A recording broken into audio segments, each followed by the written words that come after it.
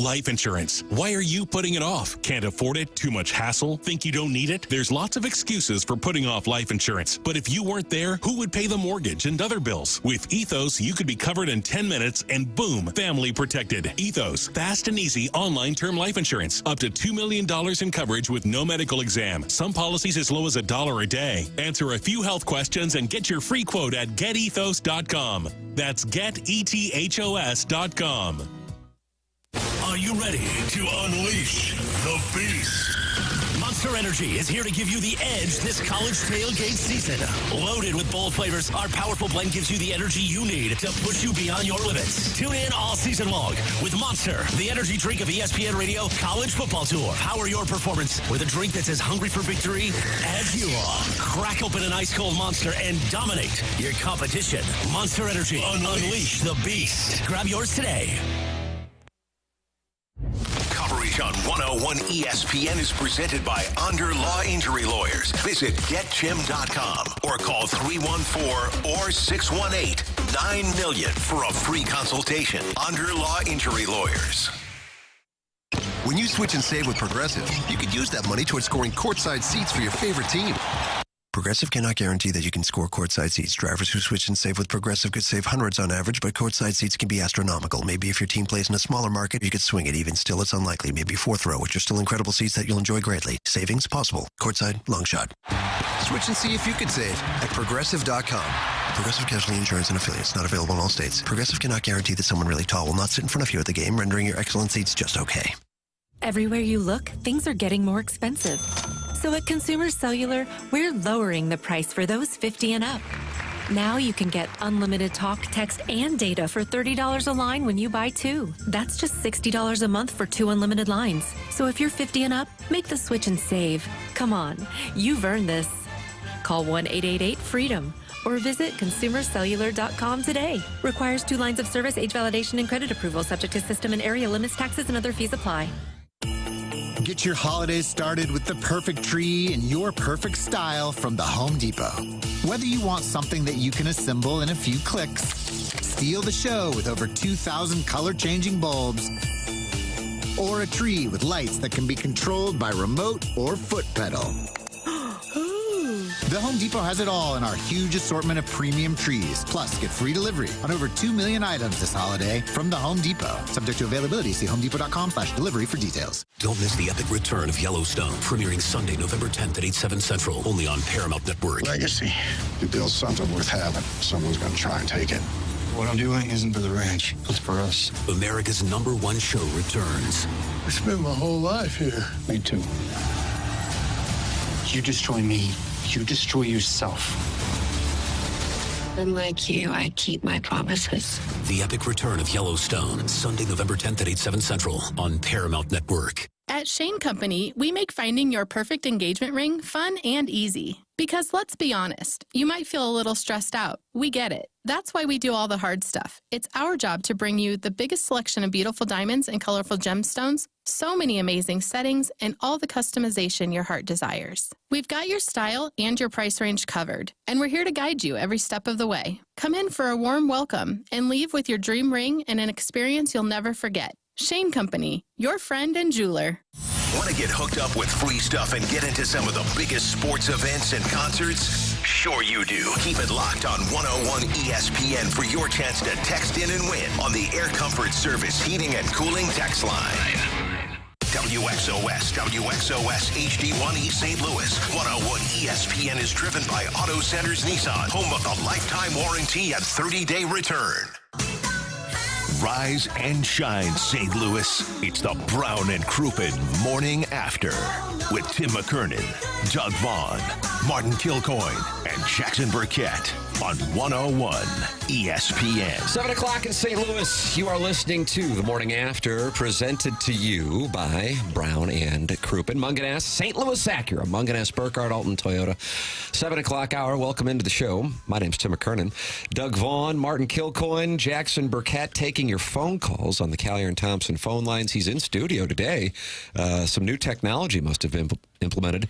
Chairman Kurt is able to be in studio with us. Martin, this is Doug. Look at this. This is a huge development for this show. Well, hello, Curdy.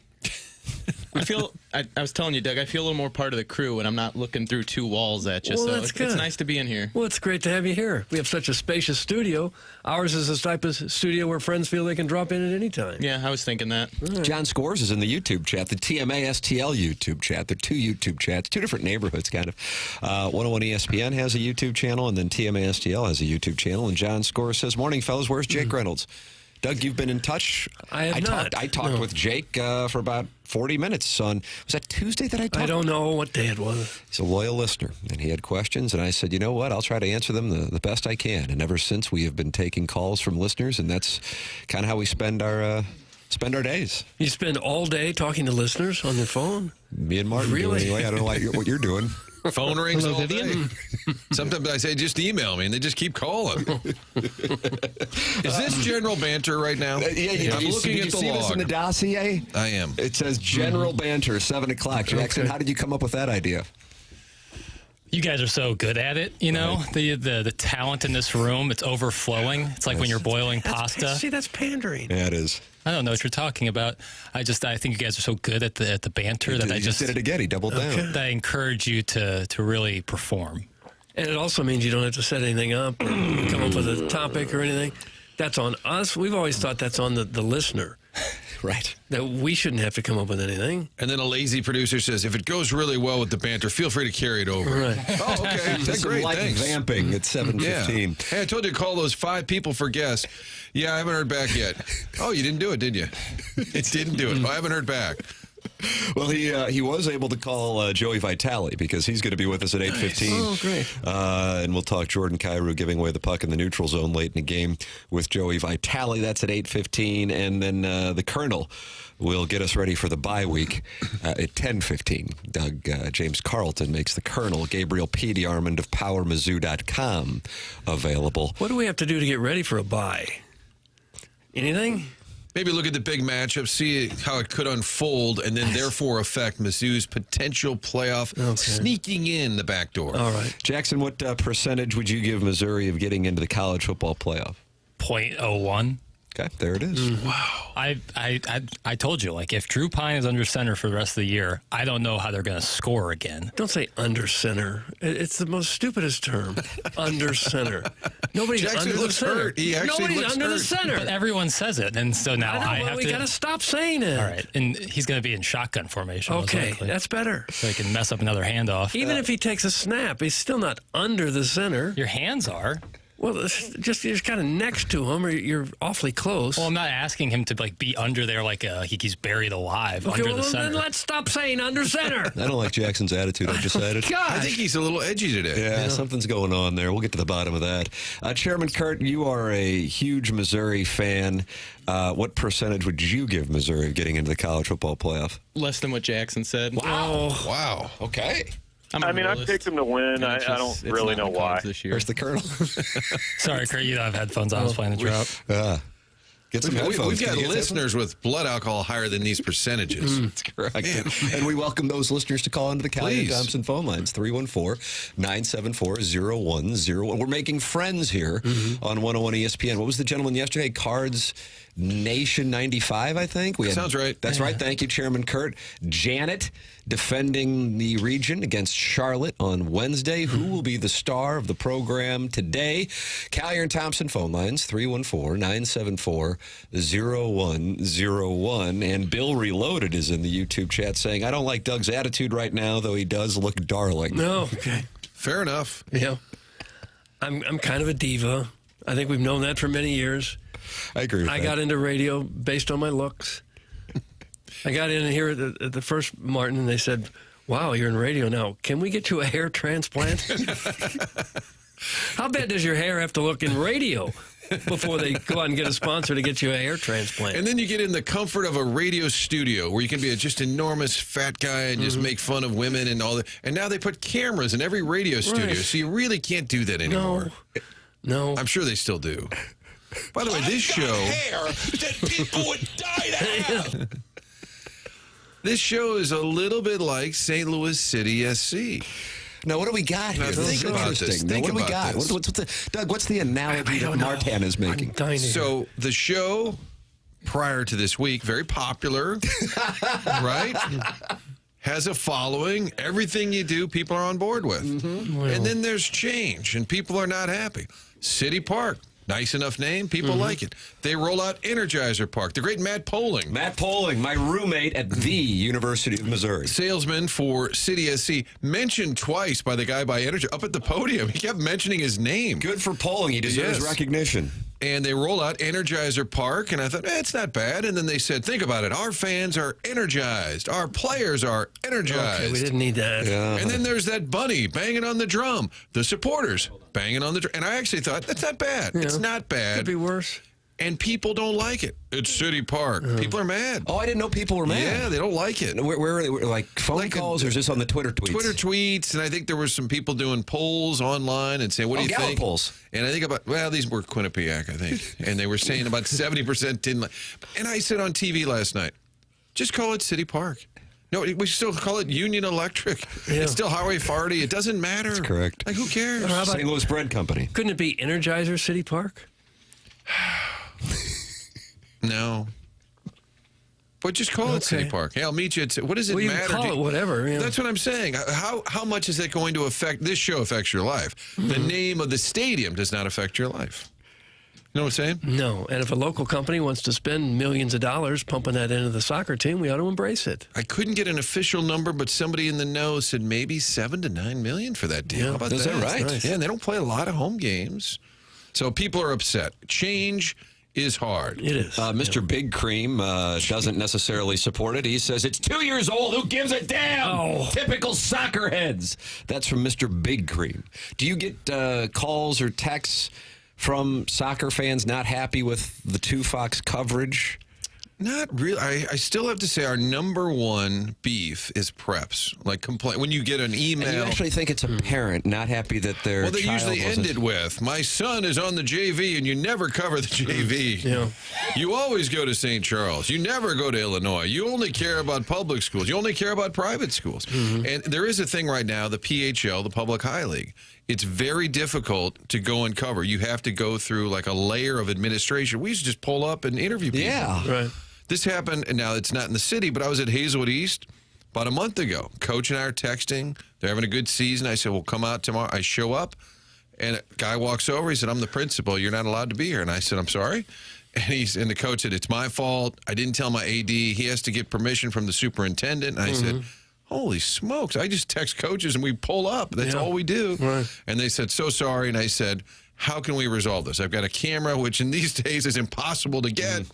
And he said, well, that has to go through the superintendent. I said, let's call him. Yeah. And he said, nope. I said, let's email him. Nope. That was the end of it. And so the Public High League, a lot of parents have complained that we're not covering certain teams that are having a good year. And I said, you don't understand how hard it is to cover those teams. People don't know. Yeah. Of course, we were downtown for all those years while I was working there. And it was really hard to cover, like, the schools in St. Charles County. You know, there's massive high schools out there, lots of them playing good sports, but just physically, you couldn't drive out there, cover a game, and then drive back and get more than one game on the air. So you like a Friday night, yeah. Right. You wound up covering whatever schools were closest to the station because you physically didn't have time to do much of anything else. That's Chuck Marlowe did a lot of that. Chuckles. Whatever was near his home. And he said, hey, how about this? How about this? I'll go to North Glendale and get a VOS out with a kid. And I said, that's 5th grade. He goes, it's so close. Good evening, sports fans. Doug Vaughn here with your Sportscast. Our top story tonight, John Jay will be back tomorrow. Here's him getting a hit in 2012. That's the formula right there. He just returned. That's very relevant. Yes. And in cases like that, we didn't even have to leave the building. We had file video of John Jay. That was even better. Recovering alcoholic says, I want to have sex with you. I don't know who that's Doesn't directed specify? to. Doesn't specify. But we're not talking about that. We appreciate the support. It's MLS, which is Tier 8 of professional soccer. They could name it. Nope. And I wouldn't care. What I do care about is listening to sports talk about this terrible version of soccer. That's from the 314, and they're not happy that we're talking about Energizer Park? at City Field. Thank you. There aren't very many stadiums around the country anymore that don't have a corporate sponsor name. I guess Wrigley Field, Fenway Park don't. Yankee Stadium doesn't. A lot of college football stadiums don't. Yeah, I was thinking about that with Alabama because they could rake it in. And it's Bryant-Denny Field at Bryant-Denny Stadium. Bryant-Denny Stadium. Faroe Field at Memorial Stadium. It's Memorial Stadium, Tim, on a Saturday. I'm like, we all call it Faroe Field. Yeah. That's a good point. Maybe it was illegal, do you think, for a while with the NCAA? I'm not sure they even thought about Notre Dame? How could they not have a huge sponsor? That'd be a glorious Hey, one. Poling, get on it. Start selling. Matt Poling should be selling the college names as well. Just rake it in. Chairman Kurt, what do we have on the line? It's a nameless gentleman? Martin, that's a red alert to me. No, he gave me a name twice. I'm just going to be honest. I couldn't understand him. No. He has a question for you and Martin. Off to a good start. Perfect. Welcome to the Collier and Thompson phone lines, sir. Just call me Pig Pen. Big Ben? Good old Pig Pen. Pig Pen. Okay. I thought Pig Pen. Yeah. All right. Yeah. He was a McKernan also. All right. Well, go ahead, Piggy. I want to know when you guys are going to give away trips on private jets again. Huh. I'm looking at the log. I don't see it. Have we ever done that? When did we ever do that? Yes. Rams Atlanta playoff game in 04-05. Well, I think it was Smash might have done that. I actually was at that game. Were you at that game? Yeah. Michael Vick went off. And so did the Alan Rossum, the return man. Wow. Tim, you actually met us at a gentleman's club afterwards. That sounds like the brand. Gosh. You guys paid for the whole thing. I got the day before. It was actually producer Joe that said you won this an amazing trip. Hold on a second. Being the 15th caller. Producer Joe, who, all due respect, was a lawn boy in Atlanta before he became our producer. Lawn boy. Was funding a private jet to a gentleman's club in a Rams-Falcons playoff game 2 decades ago? It was the Atlanta group. I'm trying to think of the guy's name. Big League. Steak Shapiro. The little short guy. No. That could have been me McKernan? also. No. I don't know who that would have been. I just don't know. I don't know. I think the Big League Broadcasting, Steak, all the big shots, maybe they put something together. I don't remember this. And this was something that we advertised like, hey, happy holidays. We will fly you and a guest down to the Stag Bar in Atlanta for a Rams playoff game? Yeah, and we went to the game, and then afterwards went to the Stag Bar. And then Dan Marshall was also on that trip. He may have been on the trip, but he wasn't involved in the ownership. He took it over he was 8 not. years later. No, he was not. No, he was not. He was just advertiser. Got it. At the time. How did you win said trip? Actually, somebody else won first, but he was apparently he wanted to take his 6-year-old son. They're like, yeah, you can't. Be over 21. We've got things in mind. You can't bring him. Read the fine print. So then they pulled my name next. And you've been listening ever since. They pulled you in. They just gave you a free trip, and you were hooked for life.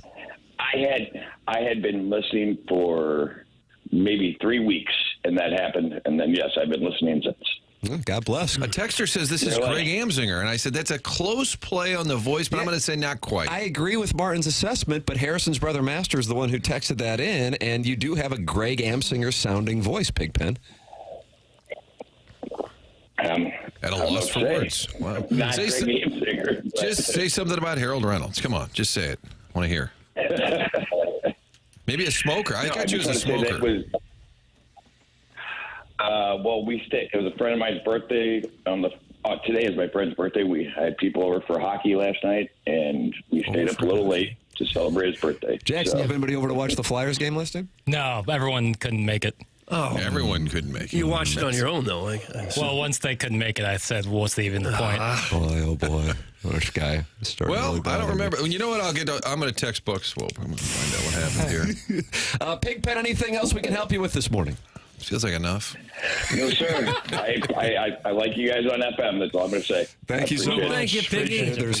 I shouldn't have been mean. He seemed like a nice guy. Yeah. Says something nice about us right after I insult him. Yeah, that's just the nature of the I'll tell you what you do this morning. Flip on the old furnace. Cold out the door. If you're not out the door, you just sit around, have a coffee, and listen.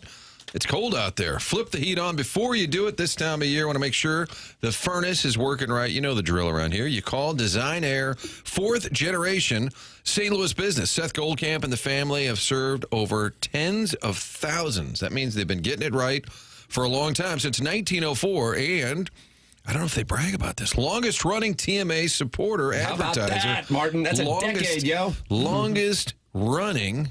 They should get a free trip. Get them on a jet down to Atlanta. Producer Joe's private jet. Maybe to hang with steak. Oh, Producer Joe's private jet is going to be my new handle. Hey, they never upsell. That does go on, unfortunately, in the business, and Design Air prides themselves on not doing that. They'll give you exactly what you need. Sometimes it's just a repair. If you need the furnace replaced, they'll explain why. They train their employees to fix things, not to sell you.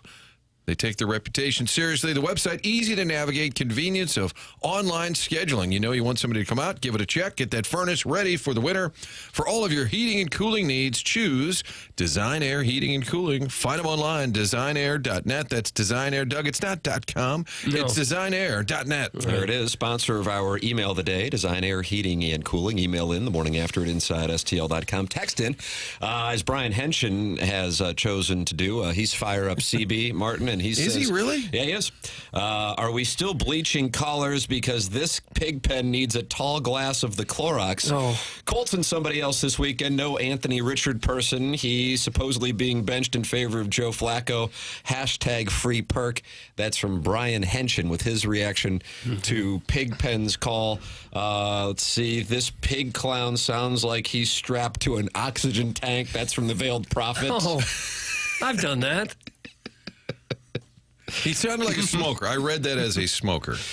Hey, Pigpen, shut up and drink bleach. Oh, boy. That's from Jimmy Recaps. Yeah. And Wrigley Field is Wrigley Gum Doug. That's from the Loomster. But it's also the guy's last name. Correct. Busch Stadium. Nice. Sounds like a name. Unsponsored stadium, yet it is. I believe that deal is up in a couple of years. Oh, Can you really? imagine that? Oh, if they change that name? Oh, that'd be terrible. TMA Stadium? I could see it. I don't think he'd want to be the next corporate sponsor that to come comes in. Because people would forever call it Busch Stadium nonetheless. Right. You don't want to be Wayne Hagen. You just don't want to be the guy after the guy. Why isn't that the truth? Yeah, what is Wayne Hagen doing? I feel like he's a good surprise line. What do you say, Jackson? I like that, actually. You don't know who he is. Yes, he was a Blockbuster. Excuse me? Wasn't he a Blockbuster? What? He was one of my buddies who got high behind the dumpster and worked at Blockbuster. Well, I'm not saying he was like rewinding the tapes. Wasn't he the CEO? No, Wayne Huizenga. Okay. And in your defense, we're talking about somebody from 20 years ago. So Jackson it's okay. 6. Yeah, it's okay. He was a Cardinals announcer that came along after Jack Buck, which was a tough place to be. Got it. If you rename Busch Stadium Doug Vaughn's Playland, then you don't want to be that person. There was even a guy who came before him after Jack Joel Buck. Myers did a year. Myers from Ladue, yeah. Did a year. And he was really sensitive about it. I tried to do an interview with him on the opening day of the season when he said, I don't want to. I kind of want to hide in the background here. I know what I'm getting into. But he made it big in L.A., I think. Wow, yeah. That's from the ATL Lemming. What? I thought I wasn't that far off. Wayne H. That was. Who wants to text in as Wayne H. Do we have time for a really quick Wayne Huizenga story? Doug, are you accepting Wayne Huizenga? You probably interacted with him in Miami. I never did, no. But I think we could wedge it in. It was a Rams executive, and he was telling me about people like Stan and Power Kroenke and saying, you don't understand how they view the world. He said, I'm in the office, worked for the Dolphins, with Wayne Huizenga. And he picks up the phone and tells his executive assistant, because you can't say secretary because that's offensive. Thank you. And he picks up the phone, Wayne Huizenga, the guy I know is sitting across the desk, and he said, yeah, get me the CEO of American Airlines right now, and slams the phone down. And Huizenga said, let's see how long it takes this SOB to call back. And it took like 15 minutes. And he said, what took so long? He just wanted to show this guy what real power is. And it was an example that in their world, they get whatever they want right away. And he was trying to explain to me, you don't get how a Kroenke thinks. And then he told me another story. Stan wanted Final Four tickets. And he walks down the hall and says, somebody get me 4 seats of the Final Four. Or probably it was Smithers.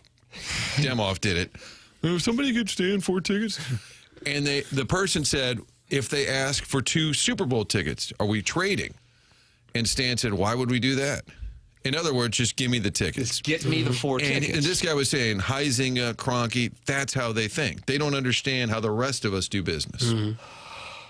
Or maybe it was Wayne Hagan. Well, when you have unlimited money, if the tickets come back and they say, sorry, they're $10,000 a piece, you just say, okay. Well, that's just it. He could buy an entire box. But they expect it for free. Yes.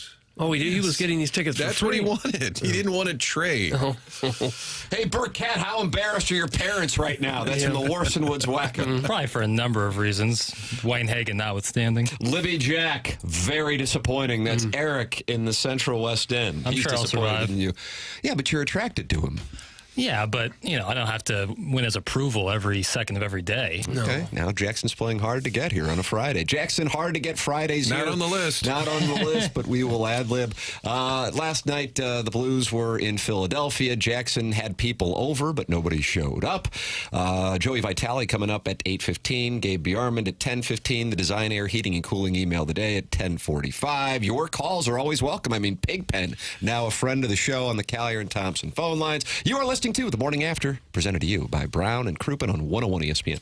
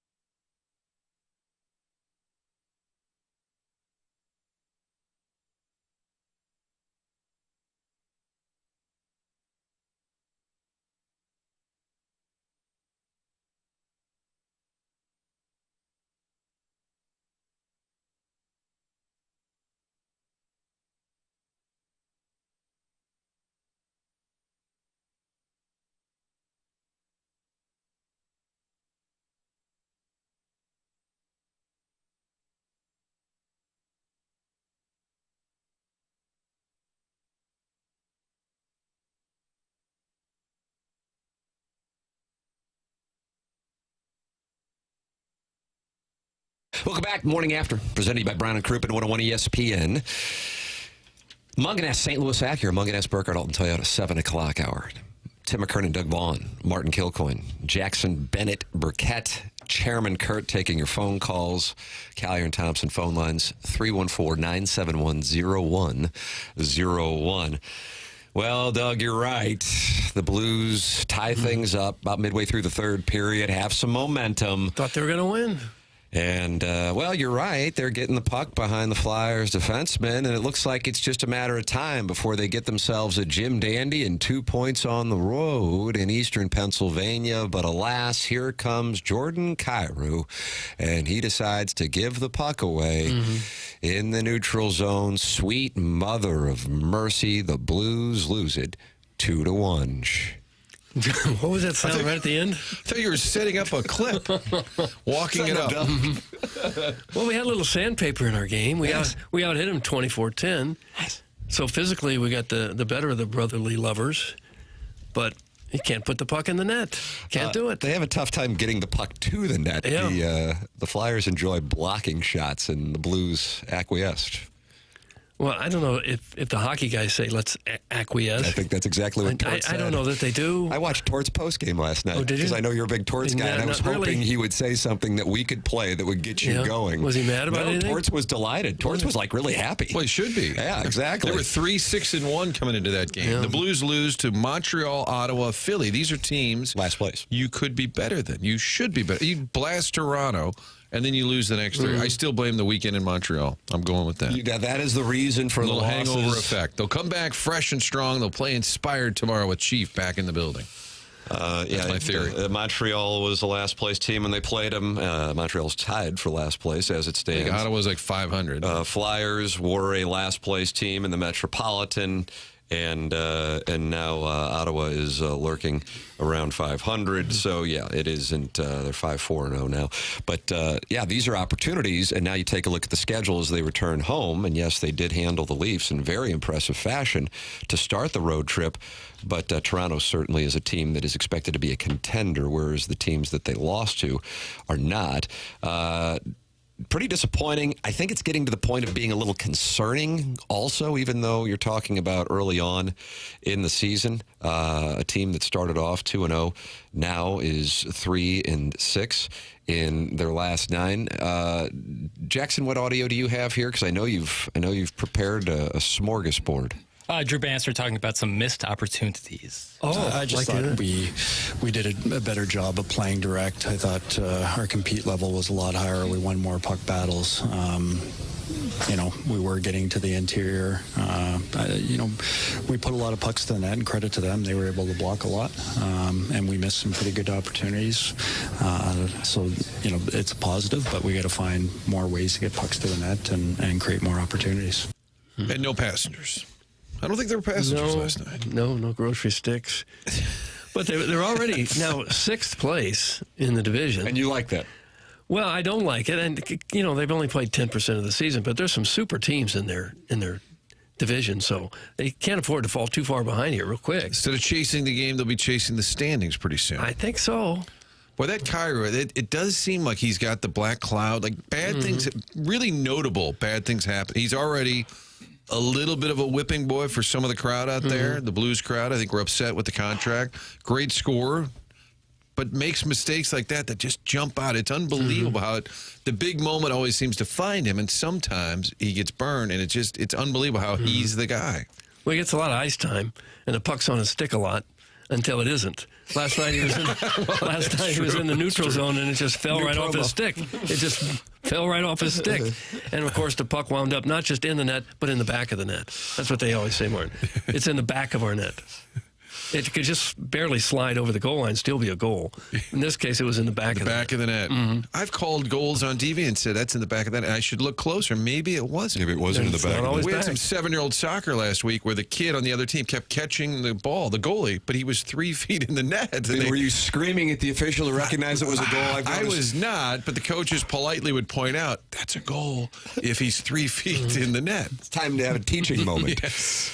They had a hell of an opportunity right at the end of the game. Braden Shen, beautiful pass by Falk, and a hell of a save to keep the Blues from tying that thing up. The thing is, and I would imagine a lot of Blues fans were thinking the same thing, okay, at least they're going to get a point, and then for it to be Kyrou, for it to go down the way that it went, it is the ultimate kick to the midsection to wrap up a road trip that, my goodness, based on the way they played and who they played to start the thing, I think it looked like it had the potential to be a great opportunity, considering you're playing the Canadiens, Senators, and Flyers to wrap it up. And instead, after a wonderful performance against Berube's Leafs, they will try to get another win against Berube's Leafs with no wins in between. Starting to get a little concerning. Jeremy Rutherford writing about that yesterday in The Athletic. He said before the season that he thought this was a playoff team, but he says he doesn't necessarily think they are a serious contender and that there is a difference between the two. You can be a playoff team, but not necessarily a real contender, and that's what he is starting to see through 11 games now. That's been the Cardinal beef for Cardinal fans. Yep. Not a contender. You might even win the division. You're not really a serious contender. That's a bad place to be, although the Blues have said we're sort of in this retooling mode, I believe is what they've said. But you got two retoolings going on, but that aren't necessarily We're going to reset. One's a reset. It feels to me like they still don't have that big offensive weapon that you can kind of rely on. They don't have that guy that's going to get you 30, 35, maybe 40 goals. They don't really have a star to build around and, to take the team on his shoulders every now and then. I think they're lacking that. Kyrou is that guy who won't figure it out until he has a very public and nasty trade deadline. That's from Kevin's brother, Jack, and then his last name is Demoff. Do you know that Kevin Demoff Demoff's text into the show? Jack Demoff does. Okay. Yeah, he's an active texter, as a matter of fact. Let's see. Blues fans would be texting in, but the Cheeto dust on their sausage fingers are keeping them from unlocking their phones. That's from Doug's prison wallet. Doug, do you think Cheeto dust? You can wipe that off on the couch or the chair, wherever you are. Isn't that what you do with Cheeto dust? Find a pillow or something? How old are you when you stop doing that? Are you offended that Doug turned to you on that? I saw a headline go by Doug asked Martin about chicken wings. I didn't get a chance to see the full context.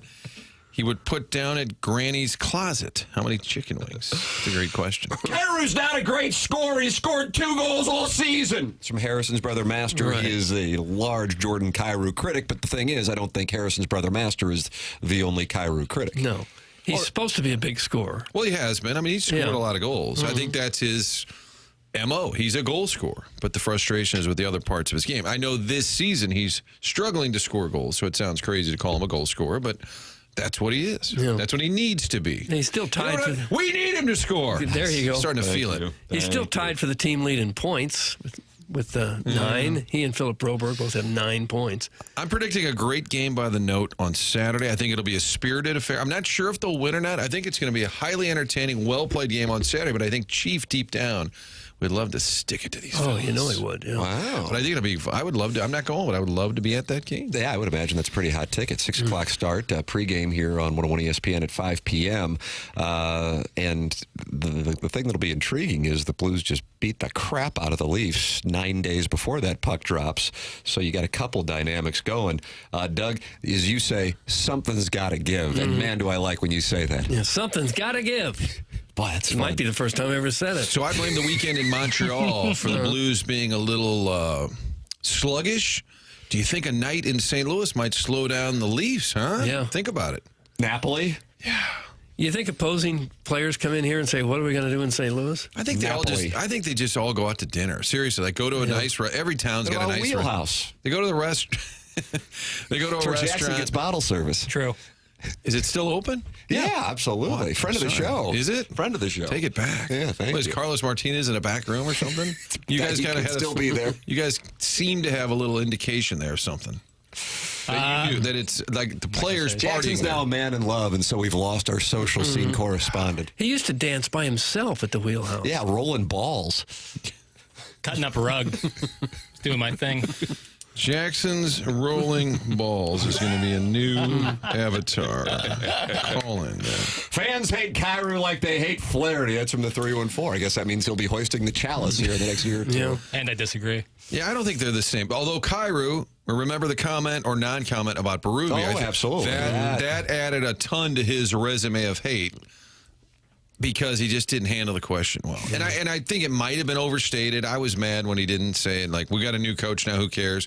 There was a smarter way to answer that. Yeah. But I've been told it was a little bit out of context because they'd already answered it the day before.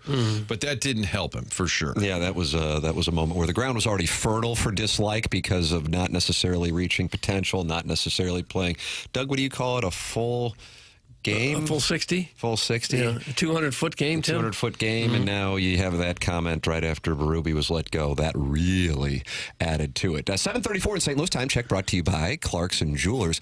A couple of significant pieces of news yesterday with regard to the Cardinals passing on Lynn, Gibson, and Middleton. I don't think it's particularly surprising, but I know some fans were surprised that all three were declined with regard to their options. And then also Bill DeWitt III was on with BK and Ferrario, and there were some insightful things said regarding the television situation. We'll have a couple of clips of that coming up as well. As always, Chairman Kurt is standing by to answer your calls on the Callier and Thompson phone lines. Anything's welcome. You can light us up. Feel free. 314-974-0101. Text into the Air Comfort Service text line, 314-399-9646. And listen anytime you want on the TMA STL app or the 101 ESPN app. And that's presented to you by Schaefer Door Company. Tim McKernan, Doug Vaughn, Martin Kilcoyne, Jackson Burkett, Chairman Kurt with you. The program is The Morning After. It's presented to you by Brown and Crouppen on 101 ESPN and the 101 ESPN and TMA STL YouTube channels.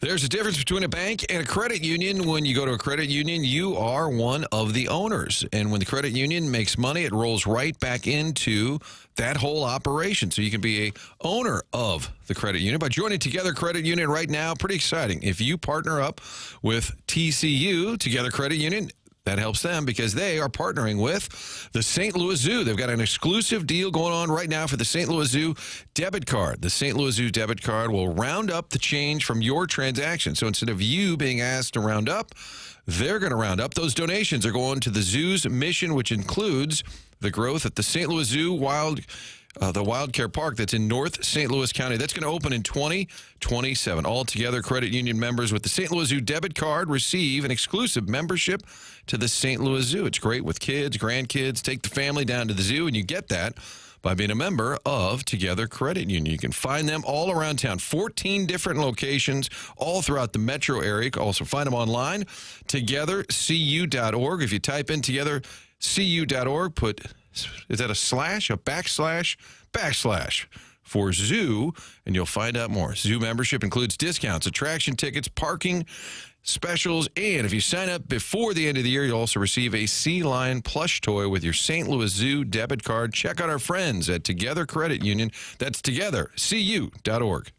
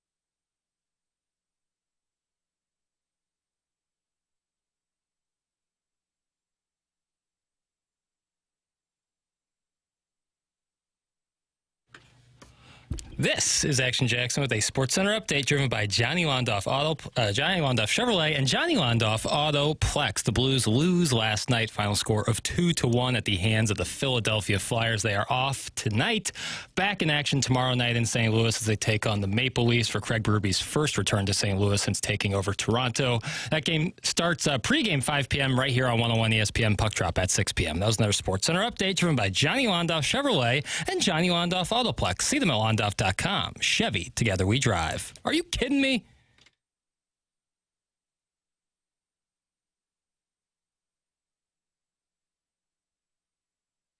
Morning After, presented to you by Brown and Crouppen, Mongan, St. Louis Acura, Mongan, Burkett, Alton Toyota, 7 o'clock hour. Boy, this Callier and Thompson phone line is active. Chairman Kurt just sits there and talks it over with friends of the Feather. Pigpen calling in about a private jet trip to Atlanta.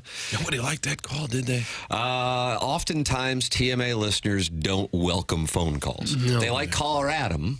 Well, Doug doesn't he's like vile. Caller Adam. And you're welcome to call in, 314-974-0101. Not really a strong filtering process either. We just get the name, and then... Sometimes we don't even get the name. That's, as was the case with Pigpen. He usually starts with, yeah, I hear you. So we know they're not real pleased. Right. Yeah, I hear you. I agree. And then, of course, the Air Comfort Service text line is 314-399-9646. Let me just get into some of these for you guys. Okay. Orson Wood's wacko licks Cheeto dust off his wife's boyfriend's fingers. Oh, that's from Mr. Licks. Didn't need it. Are you writing that one down? I was just kind of following along. I'm starting to become attracted to my wife's father. No, that's Gabe. He'll join us at 10:15. Brought to you by James Carlton. All right. Carlton State Farm Insurance Agency. He's online at carltoninsurance.net, and he's my insurance agent, too, so I would highly recommend him. He's been my insurance agent for 5 years. He's got 394 five-star reviews on Google. It's James Carlton of the Carlton State Farm Insurance Agency, carltoninsurance.net. Major recommendation, I'm telling you. I think everybody thinks insurance agents are the same. James is different, and that's why I made the switch. And once you make the switch, they'll do all the paperwork for you, and you'll be incredibly thrilled that you did indeed make that switch. It's James Carlton of the Carlton State Farm Insurance Agency. 314-961-4800 or go online at carltoninsurance.net. Check out the reviews. It's James Carlton. You'll see 394 five-star reviews for James and his team in Webster Groves. Go online at carltoninsurance.net. If your insurance costs a leg and an arm, call James Carlton, State Farm. Let's see. Caller Adam is Mount Rushmore of all-time TMA callers. That's Eric in the Central West End. I don't know that he is. And caller Buzz says we need the potluck mixer, deviled eggs, and spreading legs. That's from caller Buzz.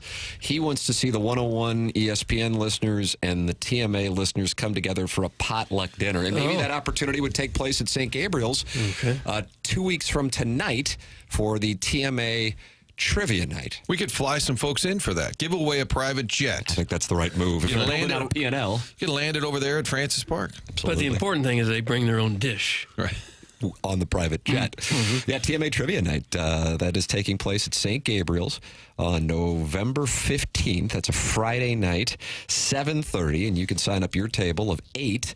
$50 a person. That includes all your food from heavy smoked barbecue and all of your libations, including beer and seltzers. $50. I mean, what a wonderful night that is, plus trivia. And you're hanging out with us, too. And go to tmastl.com to sign up. Licks, at least my wife has a boyfriend. That's from the Orson Woods Wacko. Wow, what a humble brag that is. It's unusual. That was a surprising response. Yeah. I don't know. That's a heck of a brag. I don't know what to make of that one. I feel like somebody hacked into his text inbox. Yeah. So at least she's still got enough going on that she can attract another lover.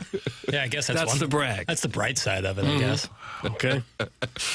Caller Buzz sounds like he gets the Ozempic pukes. That's from the Crystal City Clan Hammer. I don't know what that means. Are there Ozempic pukes? Well, I'm sure people get a little. There's probably some side effects. He's talking about the walruses that used to listen to TMA. Heavy-set walrus people who could now be on Ozempic trying to lose a few pounds. Is this still general banter? I think it's actually entered light vamping. It's carried over.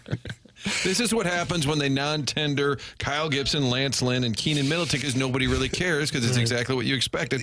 Proceed with the general banter. Yeah, I was surprised that there was a bit of surprise. I was surprised that people were. How could anybody have thought those guys are coming back? I don't know. And why would you bring them back? I don't get it. Was anybody here on the dais, Chairman Kurt, including you over in your Cuck studio, Jackson, Doug? Were you guys surprised by it at all? Surprised, no, but it's not an insignificant move. I mean, both Gibson and Lynn. Yeah, Gibson and Lynn both gave him a lot of innings.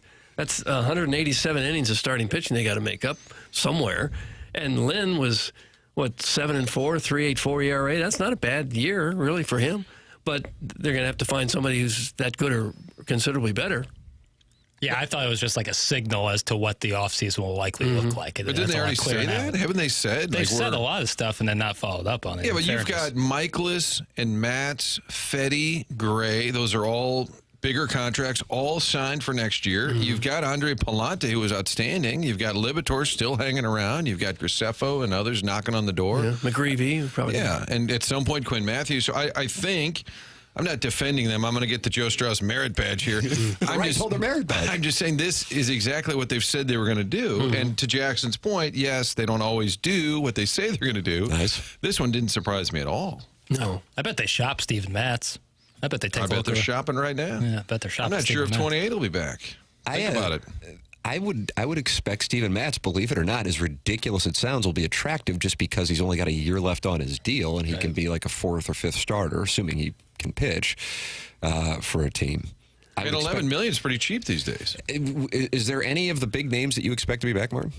I think Contreras and Gray will be back. I do. Do you really? Yeah, I think they're going to keep. I think they'll keep some pieces because they don't want to fold the tank and just gut the thing.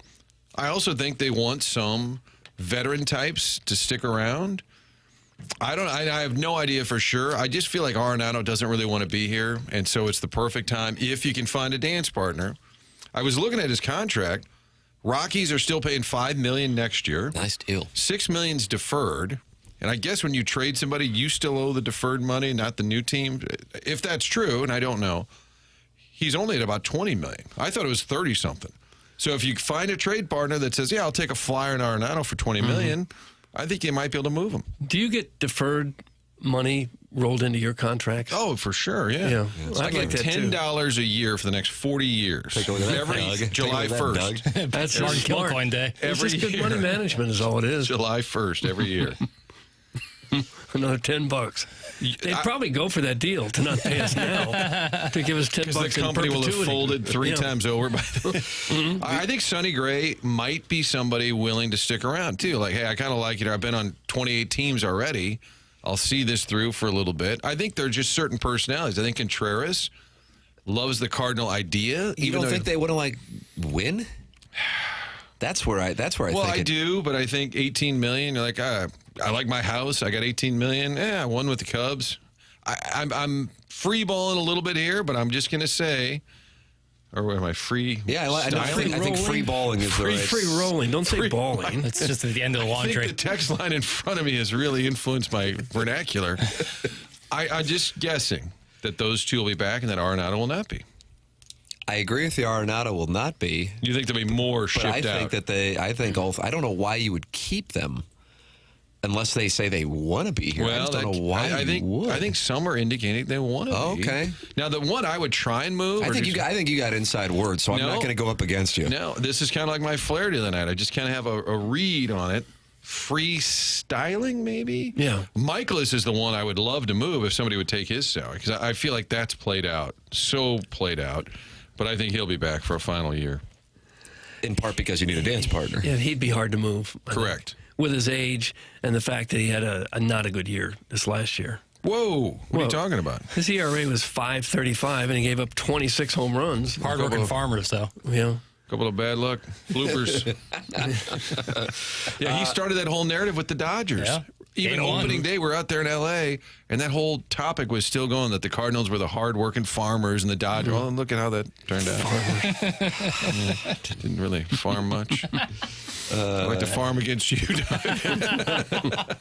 think that's what farmers tell each other? I like to farm against you. You heard LaRussa say it so many years. They're at the local diner in Effingham.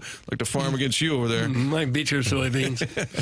Get involved on the program. Callier and Thompson phone lines 314-974-0101. And you can also email in for our design, air, heating, and cooling email today. That comes your way at 10:45 on the program. Joey Vitale talking about the Blues week that was last night in Philadelphia. Kairou's giveaway in the neutral zone. That's 8:15. And then Gabe DeArmond on college football this weekend. That's at 10:15. He's presented to you by James Carlton, Tim McKernan, Doug Vaughn, Martin Kilcoyne, Jackson Burkett, Chairman Kurt with you. The program is The Morning After. It's presented to you by Brown and Crouppen on 101 ESPN.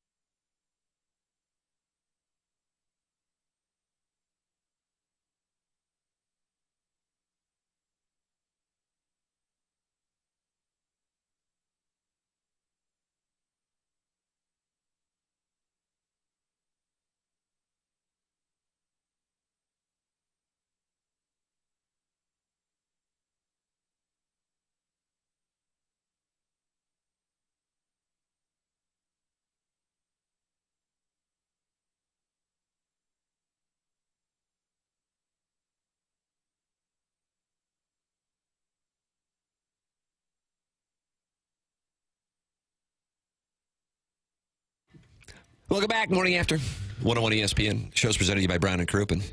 Tim McKernan, Doug Vaughn, Martin Kilcoyne, Jackson Burkett. Chairman Kurt has exited the premises. Doug, where'd he go? I don't have an answer. Jackson, you're wearing the C on your sweater. Where did Chairman Kurt go? He's doing podcast stuff. Doing podcast stuff. Making sure that the podcast gets to the listeners as soon as possible. Oh, I see. Could have been frustrated that he was answering calls, and we never go to the calls. Yeah. We did. We went to Pigpen. Mm-hmm. Yeah. Private jet. Pigpen's private jet. Pigpen's private jet will be texting, and you can text in as well. Collier and Thompson phone lines is how you can call in, 314-974-0101, and you basically just get right on the air. It's a pretty nice deal. Air Comfort Service is a sponsor of the text inbox, 314-399-9646. Jackson, your favorite college football game this weekend, go. Penn State, Ohio State.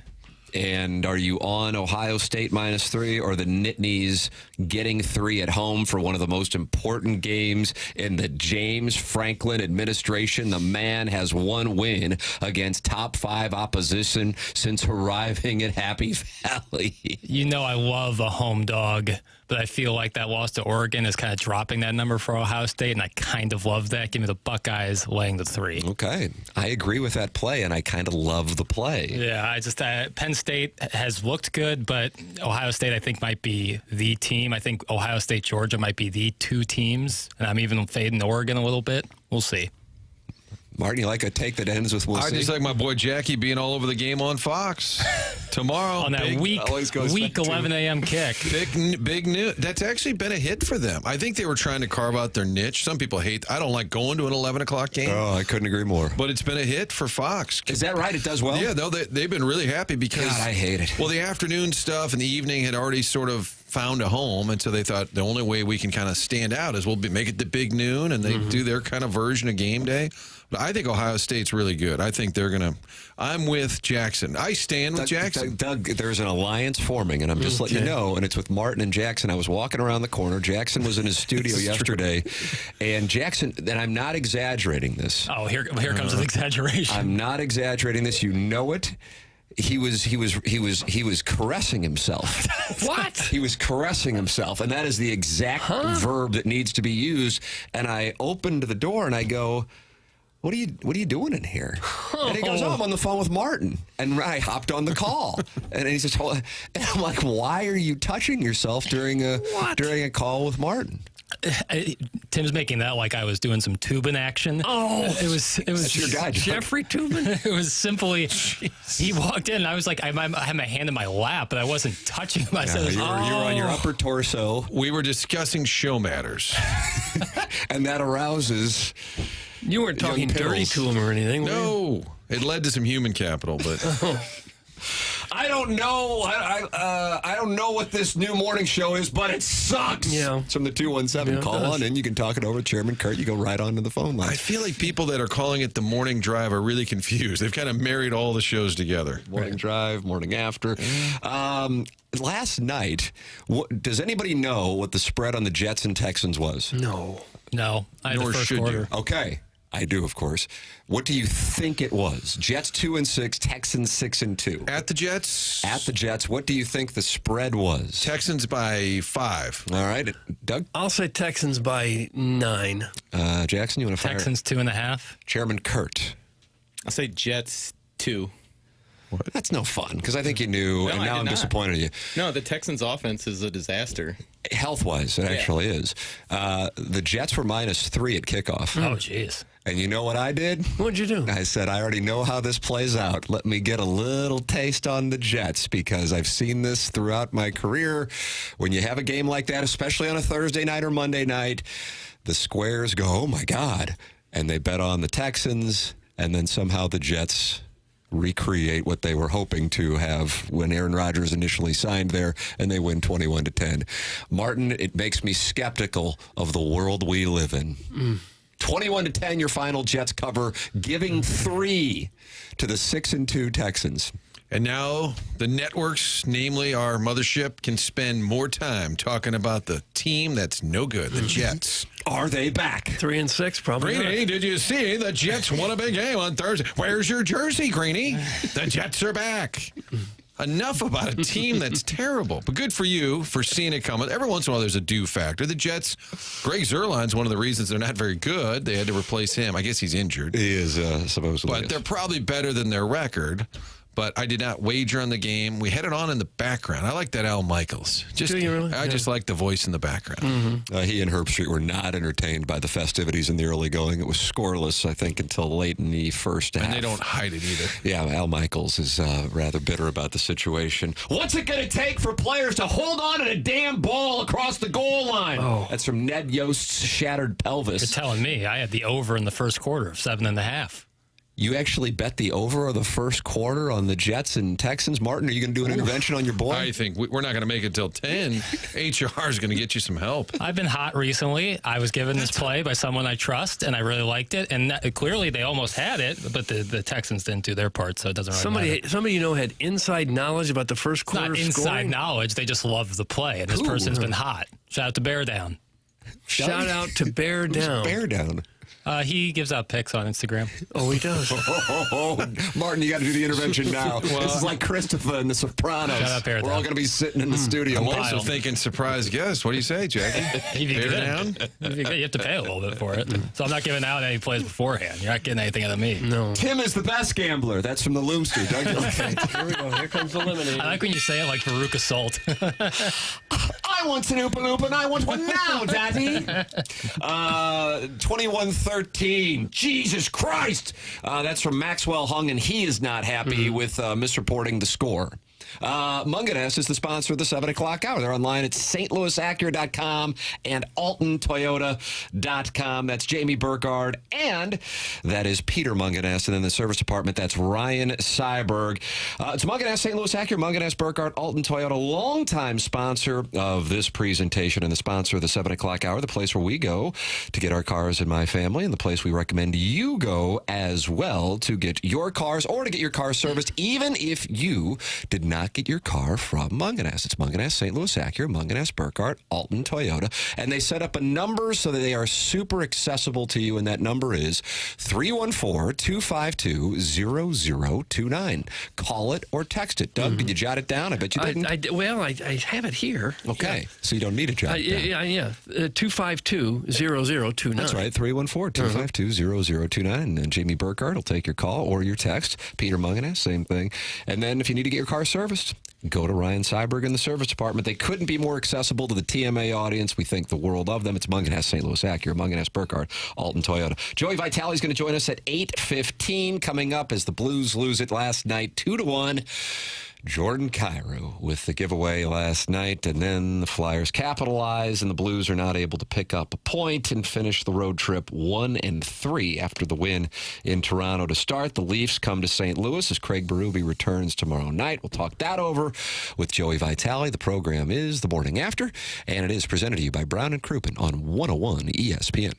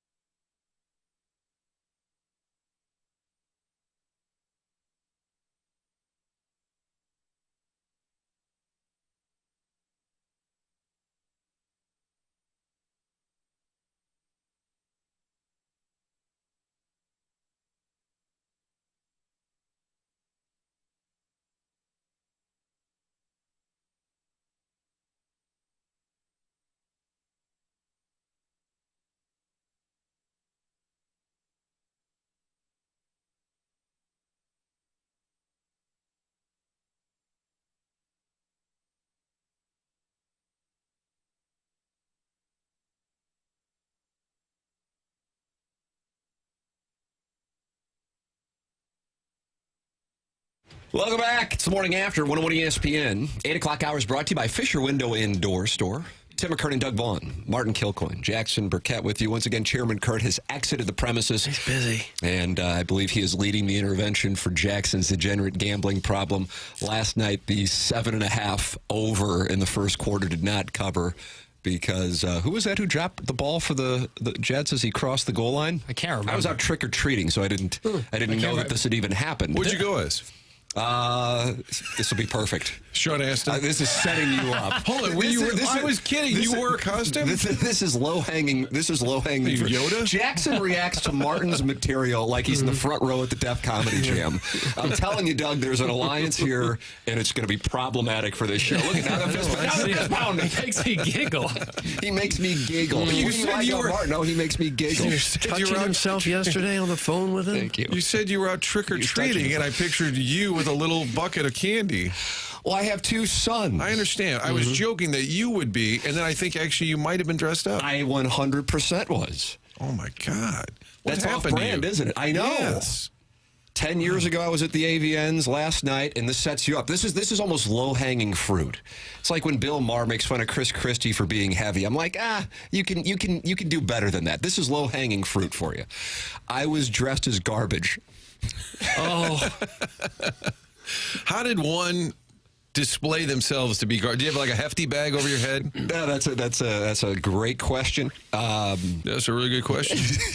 Did people take that as a Trump thing? Because that's Somebody going on. said, what's going on with him? Okay, one of my neighbors said that, and Joe Biden said something about Trump's followers being garbage. Got it. So you went political without realizing it. No. Well, my 2-year-old is obsessed with garbage trucks.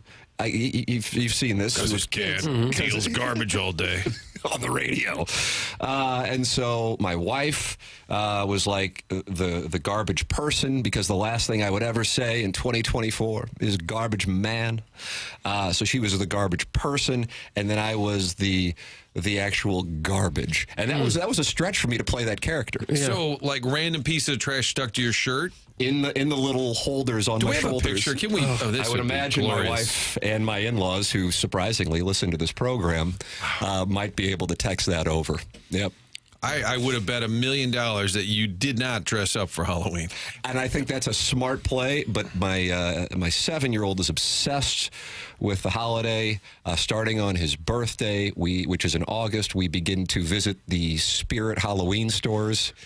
And that goes on throughout September and October, and he's really into it. And the 2-year-old is now following in his older brother's footsteps. Well, Tim is garbage. Okay. Garbage! Do you have a trash can around you or anything? Did. Yes, I had the whole trash can. I had trash, so when we would get done eating candy, we would just put the wrappers in my trash can. Oh, I see. It was very convenient. Okay. Did people have to guess what you were? Well, like I said, one of my neighbors, great guy, he goes, "Oh, is that a Trump thing?" And I'm like, I don't know. I'm not sure what that means. And now I understand. But it was a family casting. Now, the 7-year-old was a 2-headed skeleton, but me and the 2-year-old and my wife, we had an ensemble. Timmy should go as garbage, but he'll be the best garbage in the neighborhood. Everybody will like Timmy's garbage. Did you collect candy? No, I did not. Like you were not knocking on the door. Who's this little fella? Aren't you cute? Oh, now that's a height. Doug, you won't let that. It just keeps going with it. Tim, do you guys watch the Trash Truck Show on Netflix? Our 2-year-old loves it. No, we're currently in the Blippy mode, and I have a feeling a lot of parents know what I'm talking about. I've watched Blippy. Are you familiar with his work? Yeah. I do want to say on the garbage man, I don't think there's a lot of garbage ladies out there. So therefore it's not offensive? I think it's okay. I'm not sure I've ever had one work my house. That's a great question. One of my favorite text names in TMA show history is Vince Coleperson, because he felt like saying Vince Coleman would be too offensive. Right. I like that. My kid dressed up as Taylor Swift and got booed by one of my neighbors who sits on the HOA. Makes you think. That's from Doug. Why would you boo Taylor Swift? I mean, I don't really enjoy political her. also. Oh, wow. Yeah, everything's political. How about this? How about the fact that I'm so detached from this that I don't even understand why? That puts me in a good place to know that I'm detached. I didn't even realize the references. I had a sweet little girl came to my door and says, why didn't the school teacher break wind in public? I said, oh, gosh, she didn't say break wind, but I'll say that. Why didn't the school teacher break wind in public? Because she's a private tutor. Hey-o. Oh, that's good. Frank liked it. Enjoy it. You could have just worn all TMA clothes because this show is now garbage. Oh. It's from Maxwell Hung. He's becoming one of my favorites. One of our favorites. I'm going as garbage next year, just saying. Awesome idea. Keep rocking, Tim. It's some sad head. How about that, Doug? Okay. The Lemons are they're gonna follow your lead and dress just as you did a year later. That's exactly right. There's quite a bit of irony, though. Tim goes as garbage. All the people, I've said it for years, that kid's garbage. Exactly right. I thought this would set it up for you. I kind of like that. Absolutely perfect. Joey Vitale is going to join us in a matter of moments. I did return home and watched the Blues game with my 2-year-old. He always enjoys watching the Blues game. He wants to start to learn to skate. I don't think he can. You got to start early, though. I don't. Can you find skates for 2-year-olds? Oh yeah. Oh, is that right? Mm-hmm. I remember talking to Jamal Mayers, and he said his son started skating at 2. But I'm like, hey, you might have some superior genetics than me. I'm not saying he does. I'm just saying he might. I'm all in that he does. Whoa. Yeah. The problem is they're pretty expensive, and at age 2, you're going to be buying new skates about every 6 months. Yeah, but if he has my growth pattern, he should be good for 5 years. He'll last a while. He'll stop at about age 5. And then you can borrow them on the weekend. God bless America! Didn't Barry Bonds go height on Costas when they had a feuding?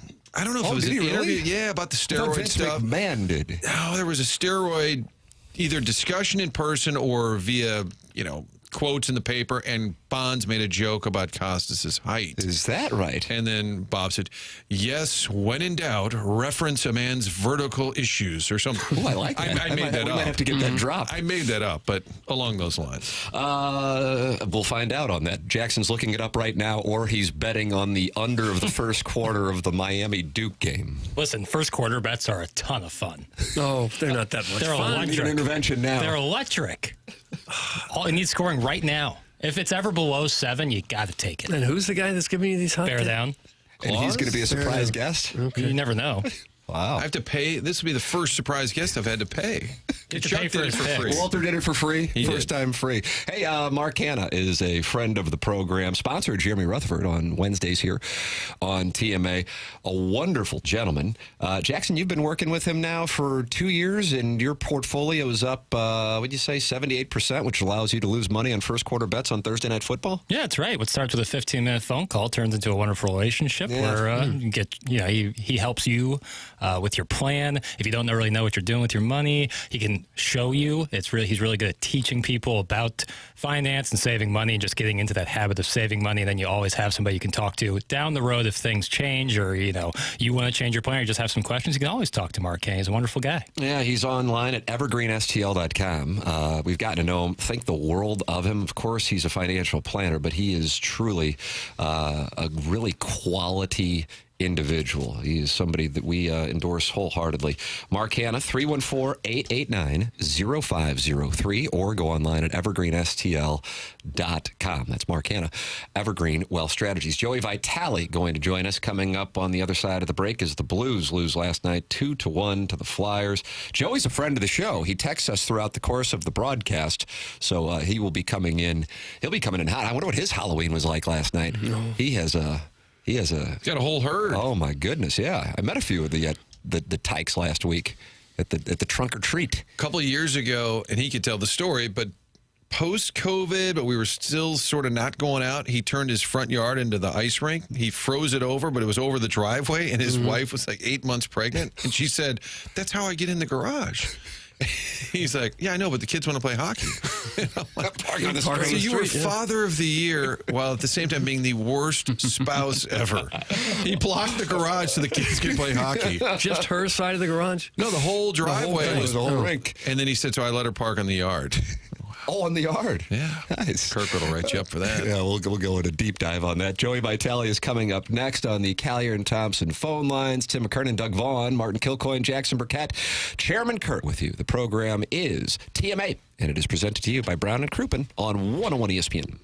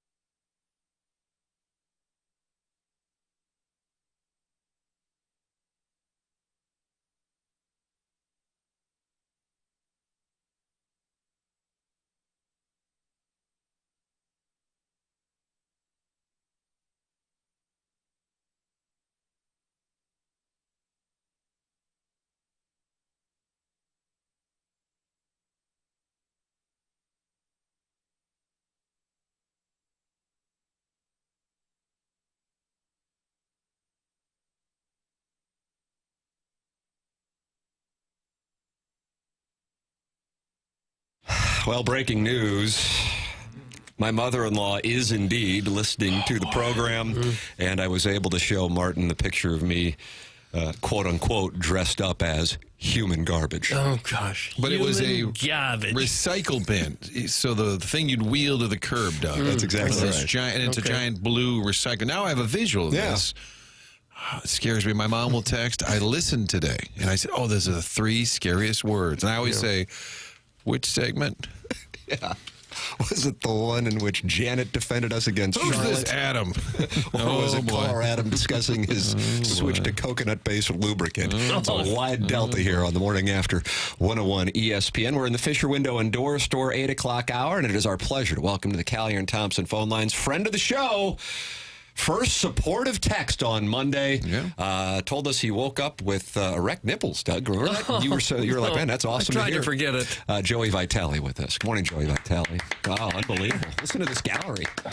I tell you, my good morning, boys. My erect nipples are out of control this morning. It's a chilly. Yep, another promo. It's a chilly fall morning. I'm trying to make my way into St. Peter Church for All Saints Mass, but I only got one layer of a sweater on, and I'm gonna scare some folks. With the headlights? Oh. These are my Italian nipples, and they've always been this way. I graced my dad. I graced my dad for them, and you know what? They have these like nipple covers for women. I've never seen a men's nipple cover. So there's a opportunity out there for Doug, somebody. are you interested in starting that business with me? Well, if it's lucrative, sure, I'll do that. All right. Joey, you in? I'm in. I'm in. Okay. Yeah, at least it's not deemed inappropriate for men's nipples to be shown. I feel like women's to this day, it's kind of like, ooh, it's like, what are you trying to show? Is it what's going on there? But men, it's more acceptable, which is a good thing for me. Yeah, especially this morning as you head into Mass. Yeah. I'll be doing a lot of crossing arms. Like, you put your arms in your armpits, kind of. I'll be doing a lot of that look today. Oh, Doug, what's wrong with that? And The man's being honest with us. You said it's an Italian thing? Yeah, I didn't know that this was specific to Italians.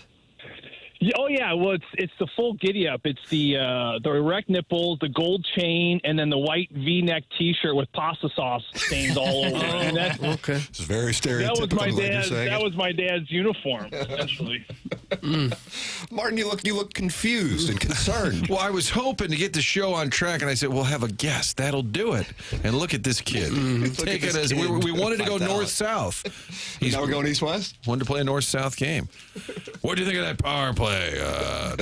So what do we make of this team, Joey? 3 losses after the great win in Toronto. How you played the game at a high level. How does that happen? I would imagine, first of all, it was a long road trip.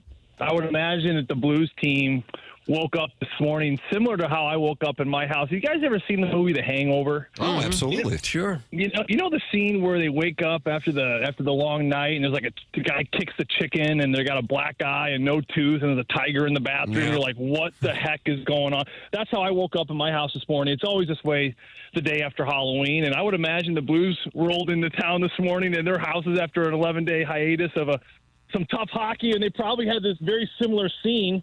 It's tough. It's a tough road trip. I mean, there's no other way to slice it.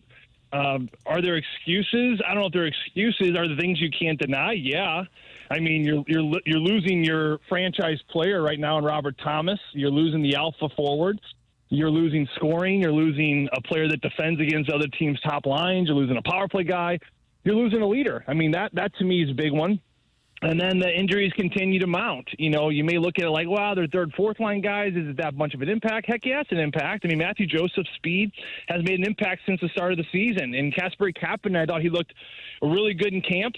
I thought he had maybe one of the best forwards consistently in camp, and you lose him there as well. And not to mention just a savvy veteran defenseman on the back end and Nick Leddy. So injuries are mounting up, and this is a team right now, as we can see, they're not going to outscore their opponent. And you know what? Drew Bannister said that. He goes, we're not going to outscore the Toronto Maple Leafs. We're not going to outscore certain teams. We don't have necessarily the offensive firepower to outscore teams. So what we're going to have to do is defend like son of a guns, much like they did against that Islanders team, which they won in overtime, 1-0. And a very similar game we saw last night. It's a bummer they couldn't at least squeeze out a point because they played a really good game. There was some really good sparks in that game in Philadelphia, but unfortunately one turnover at the end, and they walk away empty-handed. I'm looking at the whole roster here. I don't think they have any Italian players, so they can't blame nipple problems on the slow start. No. Clip that off, another promo. Doug, bringing it back. Yeah, good for you, Doug. They had Robbie Fabry for a little while there. Yeah. We had the nipple thing in common with the gold chain and the slick back. Although he had the slick back black hair with the tan skin. I actually inherited my mom's more pale skin with the blonde hair, but I still got the nipple. It's a shame I didn't get the dark skin. You going to mass? I didn't get the dark skin and Rico Suave from my dad. I only got his nipples, and I got my mom's pale skin and kind of like reddish blonde hair. No, so many promos to cut. This is a hockey breakdown that you don't get on just any other station. That's exactly right. Will this be on the broadcast Saturday night? Any of this? Yeah, you didn't touch on this at all. You know what, Chief? If the games keep going this way, you'd be surprised. Third period. Well, Joey, Blues down 5-0. We'll have to talk it over. What do you think it's going to be like tomorrow at Enterprise Center? I think that's going to be quite a scene. It would have been nice if the Blues were coming in off of a win. And the Leafs are going to be particularly motivated, I think, in part because of the way the Blues handled them last Thursday night.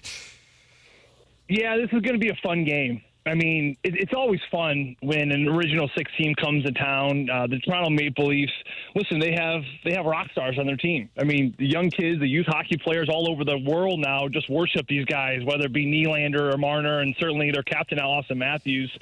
So there are already a bunch of rock stars coming to town. It's probably similar when Justin Bieber or Taylor Swift come to do a concert in your city. Everyone just gets geeked up about it. I know that's certainly the case for the hockey world here in St. Louis. They only get to come through one time because of the way the schedule's all worked out. So this is the one and only for the Toronto Maple Leafs to come through here.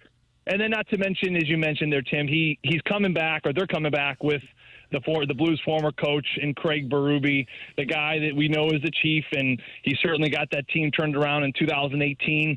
It was my first year in the broadcast booth. I'll never forget it. I didn't know what I signed up for. We were a bad hockey team. You let go of Mike Yeo. All of a sudden, you bring in Chief, who, when I was playing, he was an assistant in Philadelphia. Everyone knew about him. He had this wonderful, wonderful rap sheet of penalty minutes and games played, and just an inferior personality, but also just so awesome and kind on the side. And he demanded the room right away. He got confidence back in the group, turned the whole thing around. Of course, he had help along the way with a great team and a stellar goaltender in Jordan Binnington, and he brought the first Stanley Cup to the St. Louis Blues franchise. So it's going to be a standing ovation. It's going to be a long first TV timeout, video tribute. Knowing Chief, I don't think there will be much of a smile. There certainly won't be a tear. He's about as stoic and professional as it comes. But we all miss him here, and we all miss him. We knew it was a leaf you had to turn at some point. And, unfortunately for the Blues, we're going to miss him. We still do to this day. But it'll be a great evening, no doubt. I'm anxious to see how prolonged the ovation is. And if you want to set an over-under? I'm going to say, so the video plays. I did text Mike Caruso yesterday. I said, can I get a trailer? Inexplicable executive Mike Caruso. I said, can I get a trailer of the video tribute? He always writes back every time, who is this? And I pick a random name. I said, it's Checkits. Respond. It's Checkits. It's Checkits. Send back the video.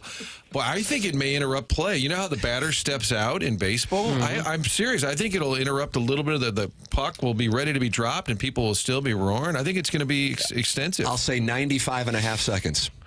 Video ends. Yes. Crowd cheers. He waves kind of awkwardly, waves, and he's like, let's go. And he waves again.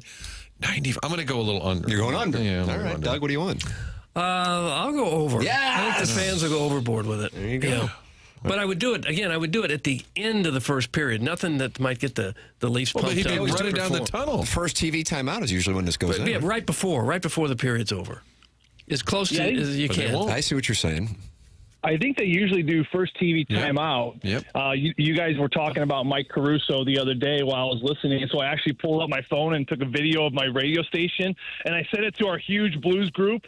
I said, Mike, you're famous. They're talking about you on 101. And his response was, I don't know if I'm proud or embarrassed. Oh, gosh. Potentially another promo. Yeah. Hey, it's great to have members of the Blues roster listening to the program and wanting you to answer their questions. And we have Daddy Padre listening. And, Doug, as you know, he's a hell of a netminder. Stoic goaltender. Kind of in the Ken Dryden mode. He's the emergency backup goaltender from years gone by. And he says, Tim asked Joey how much longer he thinks they'll keep Buchnevich on center. He plays like a $2 million player there compared to wing. So Daddy Padre looking to stir the pot in the room. Of course, he was a part of the room very lightly years ago. Well, I remember Daddy Padre. We had some good interactions on TMA this summer when it was a little bit more R-rated. So we'll keep this as a PG version. This is the PG version. This is the clean. This is the G version. I think nipples are within the PG range. I mean, we're just off again. Borderline, yeah. Nope. Extensive. Yeah, we actually went on a nipple rant my first year in the booth when Vladimir Tarasenko got hit in the breast, and I said, "Sir, it looked like he took it right off the nipple." And I was like, nipples are funny because men have nipples, and what the heck do we need nipples for? So we got into this great discussion. And long story short, like, when like a sperm and an egg meet and there's like fertilization, the first 6 weeks of a zygote or however you want to say it, right. Males and females develop the exact same. Yeah. They're the same. So obviously there's nipples for males and females both have nipples, as you guys know, because they're being fertilized the same. Now at 6 weeks, that's when the X and the Y split, and then it becomes a man or a boy, right, or a boy or a girl.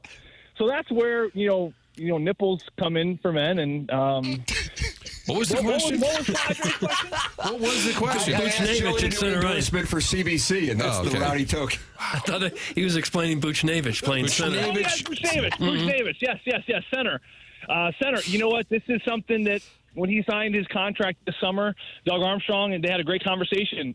Booch kind of let me in on it. They asked him, where do you want to play, wing or center? Bucci said, I want to win. I want to win. Put me wherever you want. Analytically speaking, guys, coming into this season, after what they've already seen with him at center, this team actually wins more games when Buchnevich was at the center position. Now, this is coming into this year, so it's been a little bit skewed.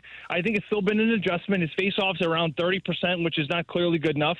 He's looking for that groove. He's looking for that rhythm, but they're willing to stick with it because I think in the next 2 to 3 years they want to see him at center. One day they will bump him back out to wing when a possible Dalibor Dvorsky comes in and kick him back out. But listen, he's a player that plays up and down the ice, 200-foot game. He's terrific in the defensive zone. He's just looking for that rhythm, and I think sometimes you just got to give these things a little bit of time. And Drew Bannister, once again, keeps going back to putting him in the middle there because he believes in it so deeply. So you have to respect that. I'll tell you one thing the players just can't stand is when they go from center to wing, wing to center, left to right, right to left. They want some form of consistency, and that's certainly what they're getting right now with Buchnevich. All I can think about now are zygotes. Oh, my goodness. My nipples are hard. I am excited. Perfect drop from Jackson. Nicely done, Jackson. 6 weeks for the zygotes? Is that what you said? 6 weeks for the X and the Y split. Yeah, okay. That's why we all developed. All right. Joey, I don't think Tim knew the story how you froze over your driveway and your wife was pregnant. She couldn't pull in the garage. I hadn't heard that until Martin just shared it with us, Joey. Oh, yeah, that was a heck of a day. That was that Arctic blast we had about 3-4 years ago where I decided to build a rink in my driveway because it was the flattest spot. We have like a three-lane wide. It's not very long, but it's 3 lanes wide. So my wife, who's pregnant with our 5th, is like, what are you doing? I'm like, I'm bringing some carpenter buddies and we're building a rink.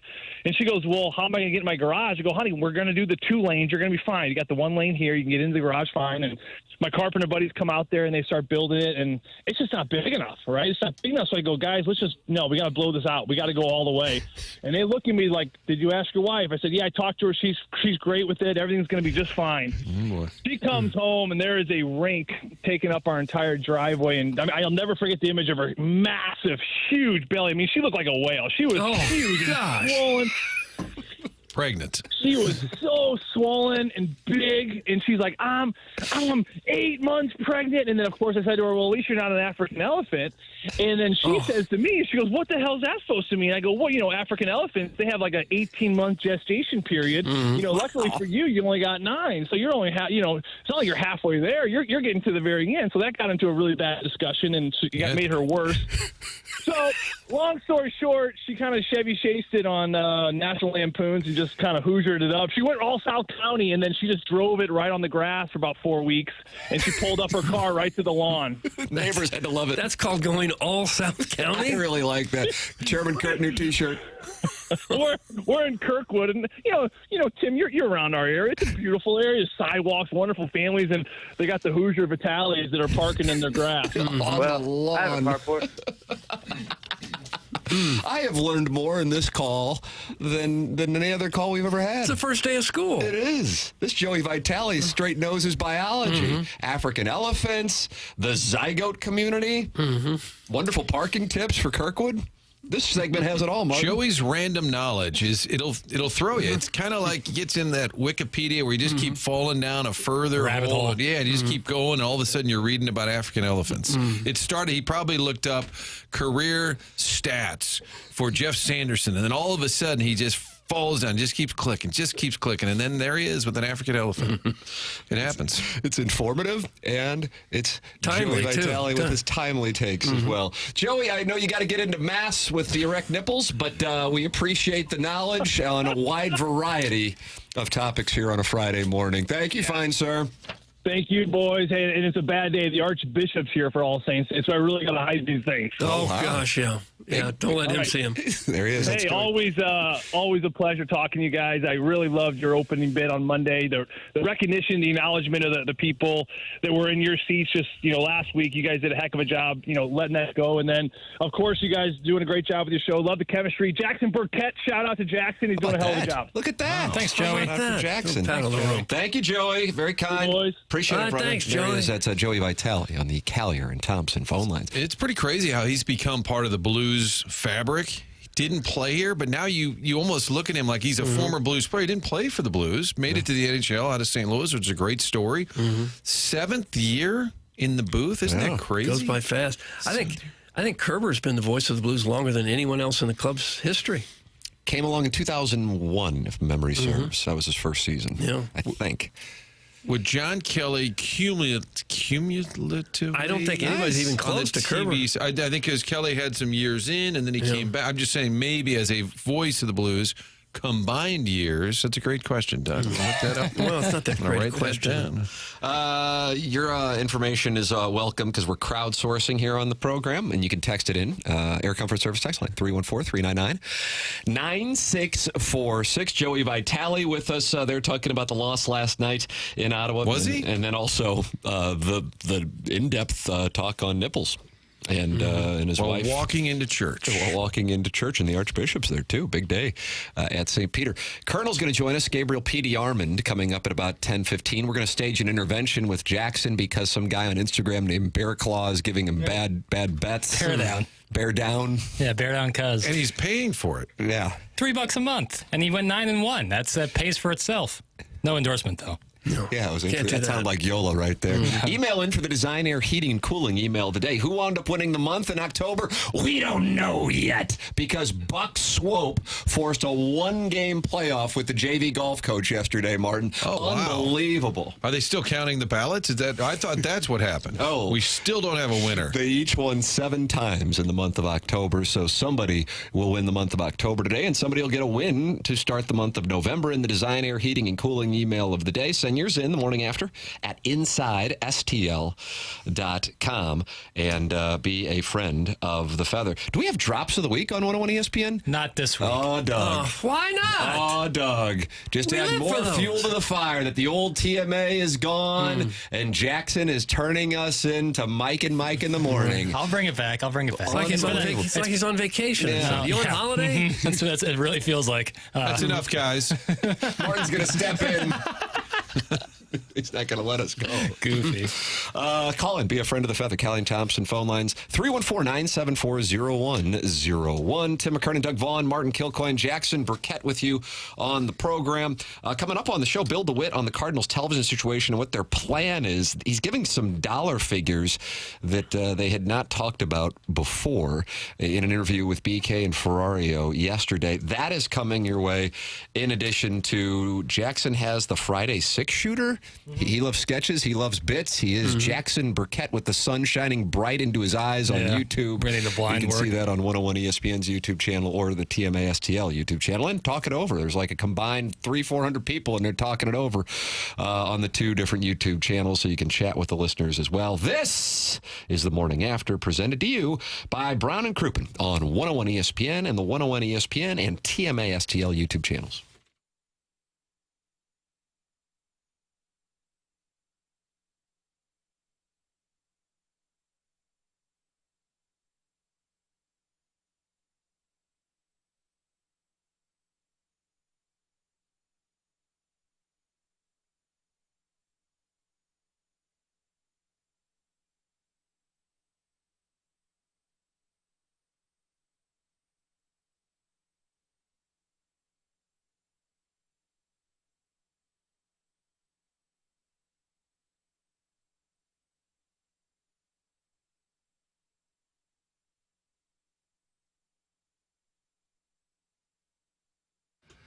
Everybody's got to go to the grocery store at some point. Stop by the neighborhood center that is Schnooks Rewards. Dave Peacock would always talk about his dad running for like the school board, and he said instead of going all around the neighborhood, just sit at the Schnooks because he knew everybody in town would be stopping by, and that's how he ran for office because everybody's heading in and out of Schnooks. The best thing to do now, save some money. You hear all about the grocery prices. Get $5 back. All you got to do is sign up for the Schnooks Rewards app. Once you get that Rewards app, you spend $25. That's it. You'll get $5 back. Basically giving $5 to yourself just for shopping. And when you sign up for the app, it'll start to tell you as well when there's some deals going on. You establish a little shopping pattern there, and they'll let you know the deals on things that you like to buy. Personalized savings. It's all part of the rewards that you get with the app. $5 reward is a limited time offer. Don't wait. Download the app by November 19th. Make that purchase within 30 days of downloading. You see the app for all the details. You got apps all over your phone. I think Jackson's got the one for bear down crawls or something. That's right. You can just download the Schnooks Rewards app, start saving money, become a Schnooks Rewards member, get $5 back, get the app, get rewarded. It's Schnooks Rewards.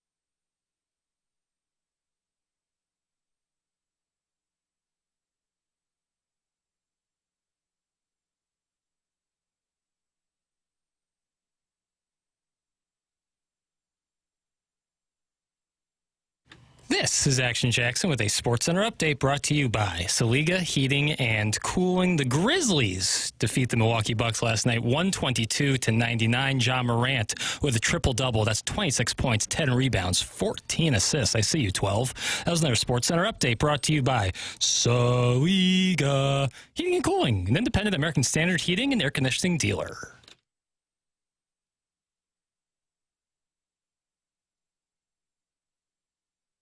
Welcome back to Morning After. It's presented by Brown & Crouppen, Fisher Window and Door Store, sponsor of our 8 o'clock hour. My name is Tim McKernan. Doug Vaughn, Martin Kilcoyne, Jackson Burkett, Chairman Card answering the Callier and Thompson phone lines here on the program. And we welcome you to get involved anytime you want. You can say whatever you want. I mean, how liberating. This is a pro-free speech dais, Doug. Well, it still has to be within the FCC guidelines, right? Martin? What are those? Well, we just had nipple talk with Joey Vitale. It seems like they freed him up a little. I'm there on the edge. I'm enjoying the text line. I like the weird names. There's a Pensacola porpoise, and he said when Martin imitates Tim's dad, it sounds like Jesse Ventura. Can I hear it? I think that's actually a good. Oh, Timmy's going to need a little more support from you guys. Maybe he could take a few days off. You just do this. He's good enough. He doesn't need to be here every day. And there is a little bit of... I hear it a little bit. Jesse Ventura. It's the dentures thing that you've implemented, but I just don't... I don't think... This country's going to hell. And here's what I'll do. I'll move all of you to Mexico with me, okay? We'll grow our own hemp. We'll live off the land. Yeah, I think there is a little something there. So my father's moving to Mexico and that was Jesse Ventura. Jesse Ventura. I can't tell the difference. No, there's a big difference. And as far as names go, I'm not talking body of work yet, but I like the name Minute Bowl eligible. That's long time listener. That's pretty clever. He actually, and I don't know if he will mind me saying this, I don't think so, because he comes to our events, TMA Trivia Night, coming up in 2 weeks from tonight. Sign up at tmastl.com. He used to work at the Post-Dispatch. And he wrote the article when we were doing the morning grind, Martin, on Hoosiers and Hummers.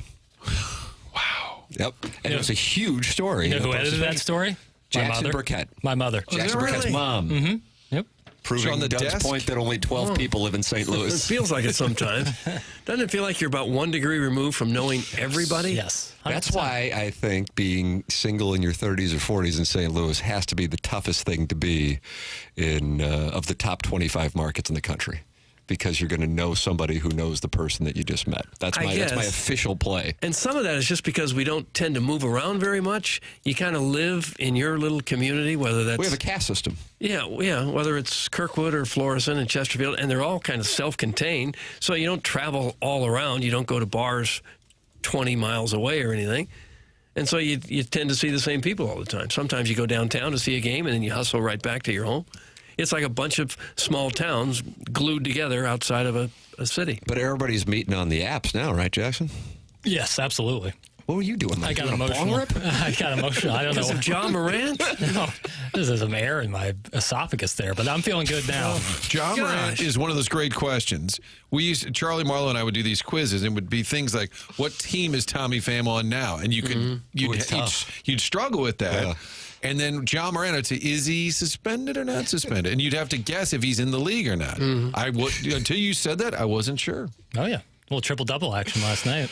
Martin, you're going to have your first experience with Mr. Licks right here on the Callier and Thompson phone lines. Mr. Licks, welcome to 101 ESPN. Thank you, Tim. You're crushing it. Thanks, Thank you, sir. Okay. Gosh, it's right up the hop. Easy, Doug. Okay. I've been told I won't be fact-checked or live fact-checked on this call. Jackson, what you did to Janet this week was uncalled for. I don't appreciate that anti-Catholic. As a Catholic myself, I stand with Janet. We have faced an unprecedented amount of discrimination. Oh, for heaven's sake! Good for you for saying it, Lex. Very brave. Sort of discrimination. Voice cracking notwithstanding. You ever been to Charlotte as a Catholic, Doug? I've been to Charlotte as a Catholic, as a Presbyterian. Well, you don't know what it's like. Just walk down the street, people start yelling at you? Yeah, they do. Spit at you. Okay. Yeah. For you, Lex. Hey, quick shout out to VIP Pat. He hooked me up about a month ago. Just want to put that out there. Nice comment. Very relevant to all the people listening. Hey, I feel like I have to move so quick when I'm on 101. I'm going to keep going. Pick up the energy. Hey,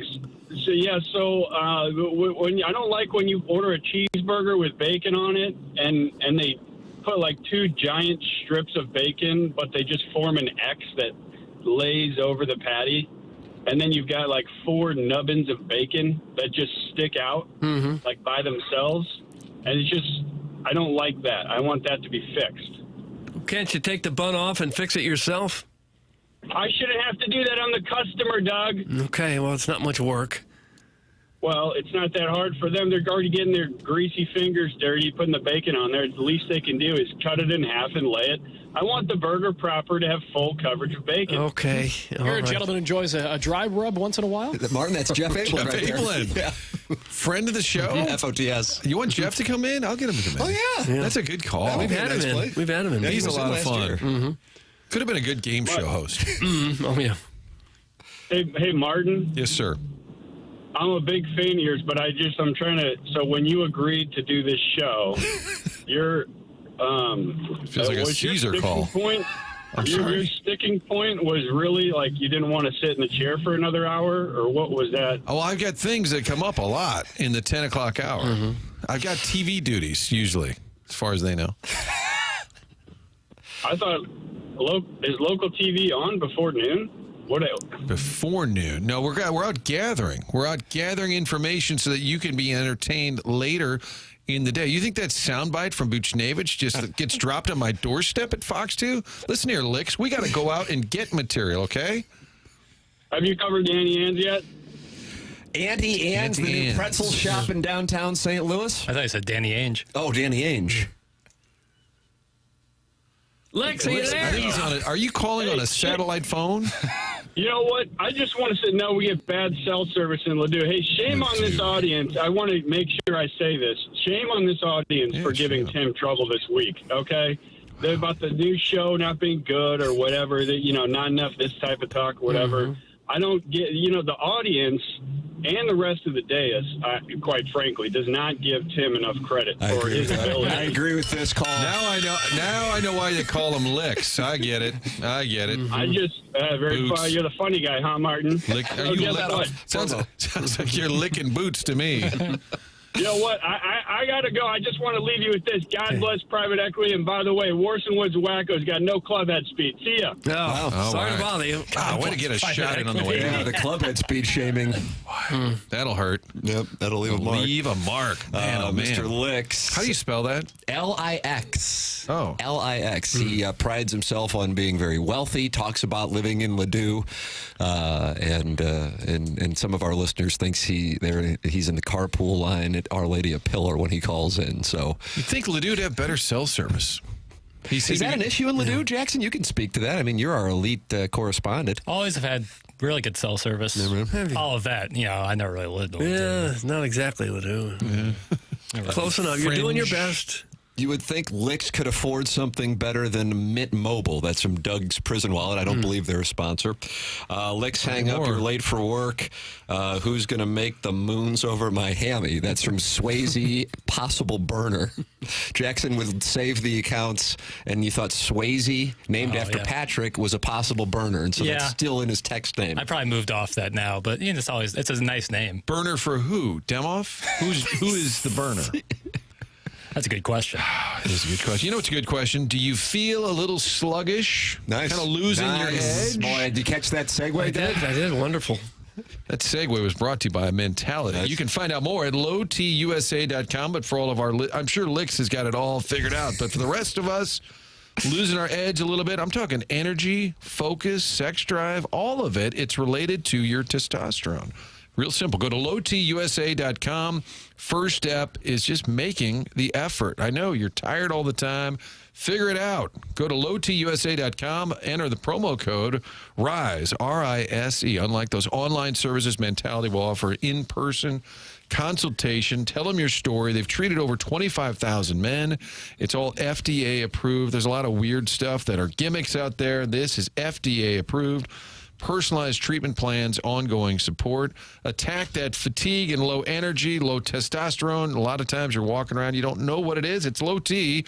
Mentality Health can get you up and running again. Go to lowtusa.com. That first step really is making the call, making the, what would that be? It's not a tweet, it's a text. You just get online. Just go to lowtusa.com and begin being you again. Licks, more cold calls, less trying to take up the mantle of TMA Kiss Ass #1. That's from Carlos Spicy Wiener. Don't worry, Martin, this guy sucks. He's really an Amazon delivery guy, and yes, I know that's an insult to all Amazon delivery drivers. That's from Gerard Chadwell. Those Amazon delivery drivers get after it early. 4 a.m., 5 a.m. And they go late. I had one delivered on our front stoop at about 10 o'clock at night one night. Wow. There's a guy standing on our front porch with Doug a package. was about to take up arms. Well, I'm sure a lot of people would think that, wouldn't you, at that hour of the night? And 4 a.m., somebody's at the front door. Oh, I'm sorry. Yeah, we ordered a new broom. Gotta get that at 4 a.m. Send your emails to Design Air Heating and Cooling email of the day. Buck Swope JV Golf Coach will settle the month of October. Jackson, will you be sending over the Papal Conclave vote for Martin and Chairman Kurt, Doug, and myself today for the Milagro Tequila Listener of the Month? Did caller Janet sign up? Don't ruin the surprise. We'll see. Because could caller Janet be the winner of the first ever TMA Listener of the Month, brought to you by Milagro Tequila on 101 ESPN. That's where you can sign up. You can keep your anonymity. Doug doesn't like that. He believes in doxing. And government names, I do. And then you can also get your table for the TMA Trivia Night, which is coming up 2 weeks from tonight at St. Gabriel's. Gets underway at 7:30 on Friday, November 15th. $50 gets you all your food from Heavy Smoke Barbecue and all your delicious libations, including beer and seltzers at St. Gabriel's. That is coming your way on November 15th. Sign up. It's always a good time. This is our third annual TMA Trivia Night. Get a chance to meet the show, meet the listeners, hang out. I think Iggy's going to make a glorious return. That'll be wonderful. Now, so come on out for TMA Trivia Night on November 15th at St. Gabriel's. Get your table. You can book it by yourself or with a table of 8 or any number in between at TMASTL.com. Tim McKernan, Doug Vaughn, Martin Kilcoyne, Jackson Burkett, Chairman Kurt. The program's called The Morning After. It's presented to you by Brown and Crouppen. This is the Fisher Window and Door Store, 8 o'clock hour on 101 ESPN.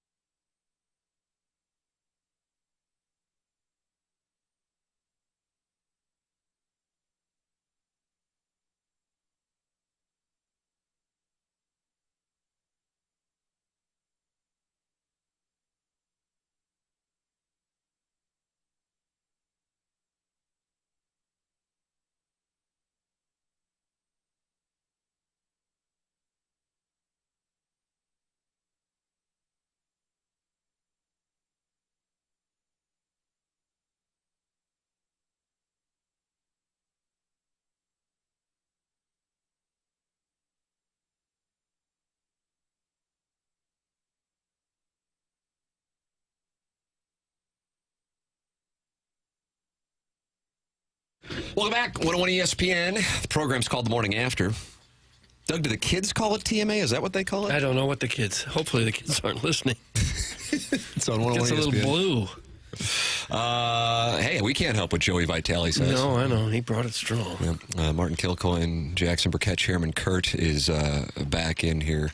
You saying Alan is on the Callier and Thompson phone lines? Yeah, Alan wants to talk about the new show. Okay, Alan wants to talk about the new show, and we're not filtering here. I'm going to read. My early read is not a fan. Well, playing the numbers. Good morning, Alan. Welcome to the Morning After. Oh, good morning. I am a fan, Martin.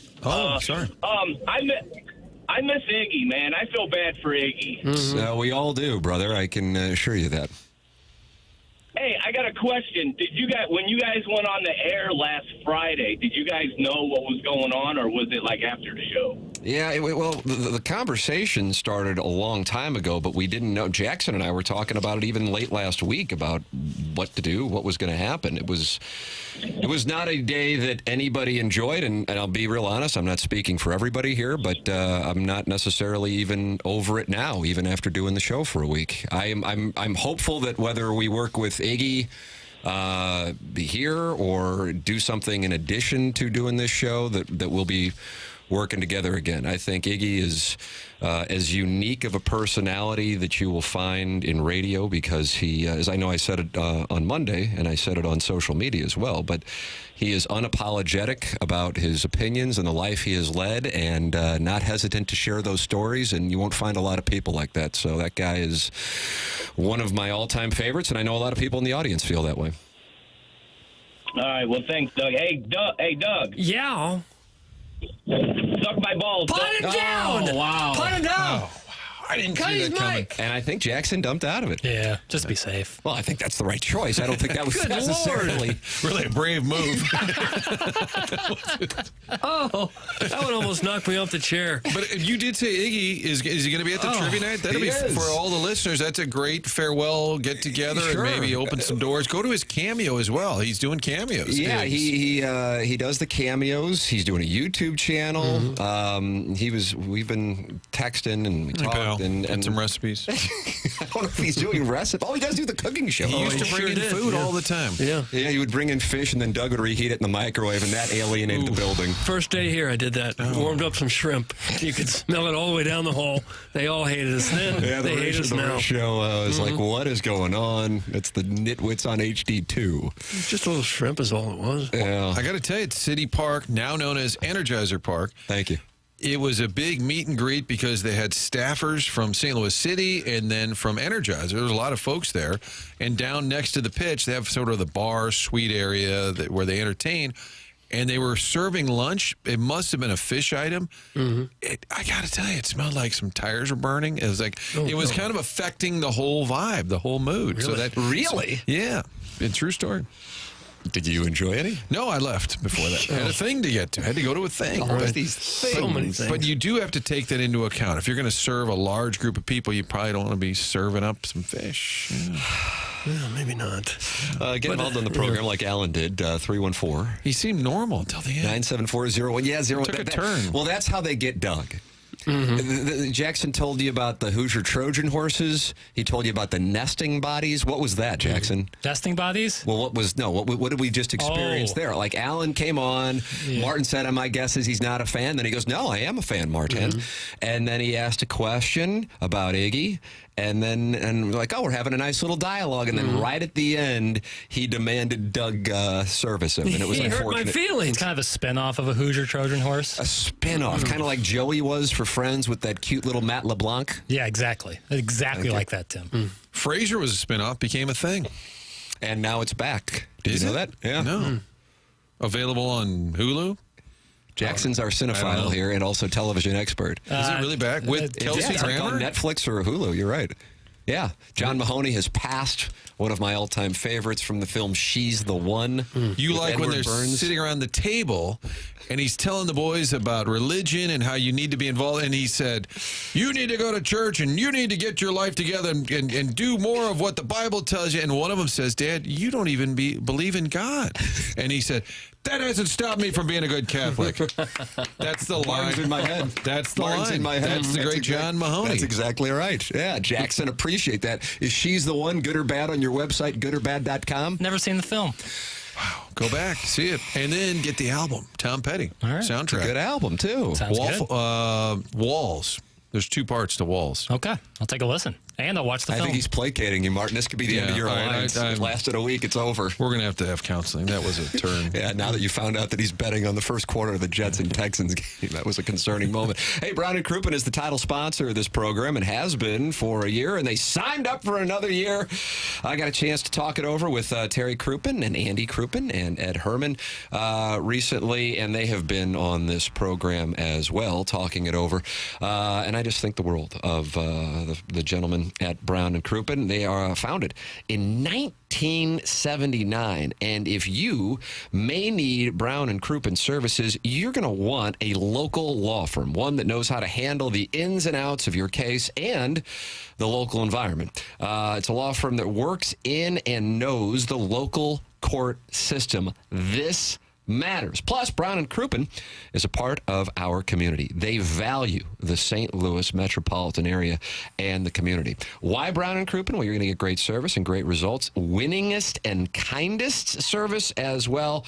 They're going to be a strong voice and an advocate for you as well. They have the power, the resources, and the ability to do what you need to do for them and what they need to do for you, and that's get every cent you deserve for the terrible thing that was done to you. So here is what you can do. Call Brown and Crouppen at 314-222-2222. That's 314-222-2222. Or go to brownandcrouppen.com. That's brownandcrouppen.com, 314-222-2222. Make sure you let them know you heard about it on TMA. Remember, the choice of a lawyer is an important decision. It should not be based solely on advertising. Past results are no guarantee of future results, and every case is different and must be judged on its own accord. We have the Design Air Heating and Cooling email today at 10:45. We have Gabe DeArmond on the weekend coming up in college football. Plus, there has been a concerning development for Missouri fans and Eli Drinkwitz just over the last 24 hours. And I am intrigued to get the Colonel's perspective on this. We'll tell you what it is. Oh. And then Jackson's got games for us to pick, and then we're all putting in $10,000 a piece. Yeah, that was my original idea. Well, if you guys Jackson want to do more, bets $100,000. He lost $100K, I guess, with the juice, $110,000 last night on that Texans Jets first quarter. So I said, "Hey, we can't afford that," and he goes, "Fine, we'll do $10,000." He kind of rolled his eyes. Yeah, and I'll float you worst case, but $10,000 a piece on each game. Well, I charge Vig in a big way. Yeah, that's how he kind of keeps the money in the community. So, community being the Horton Watkins community. And we all get dragged into this whether we want it or not. That's correct. It's part of the gig. Yeah, unless your kneecaps want to meet steel. How many games? How many games are we picking, and how much is our potential? So we could lose $60,000 every Friday. Right, but the best thing is next week you can make it back. Oh, okay. Yeah, see, I got to start saving. The Drinkwitz story, is it? Why are you going to tell us about it? You better believe it. Before you ever been teased before, boy? Write that down. Ever been teased before, boy? That's coming up here. It is TMA. It's presented to you by Brown and Crouppen.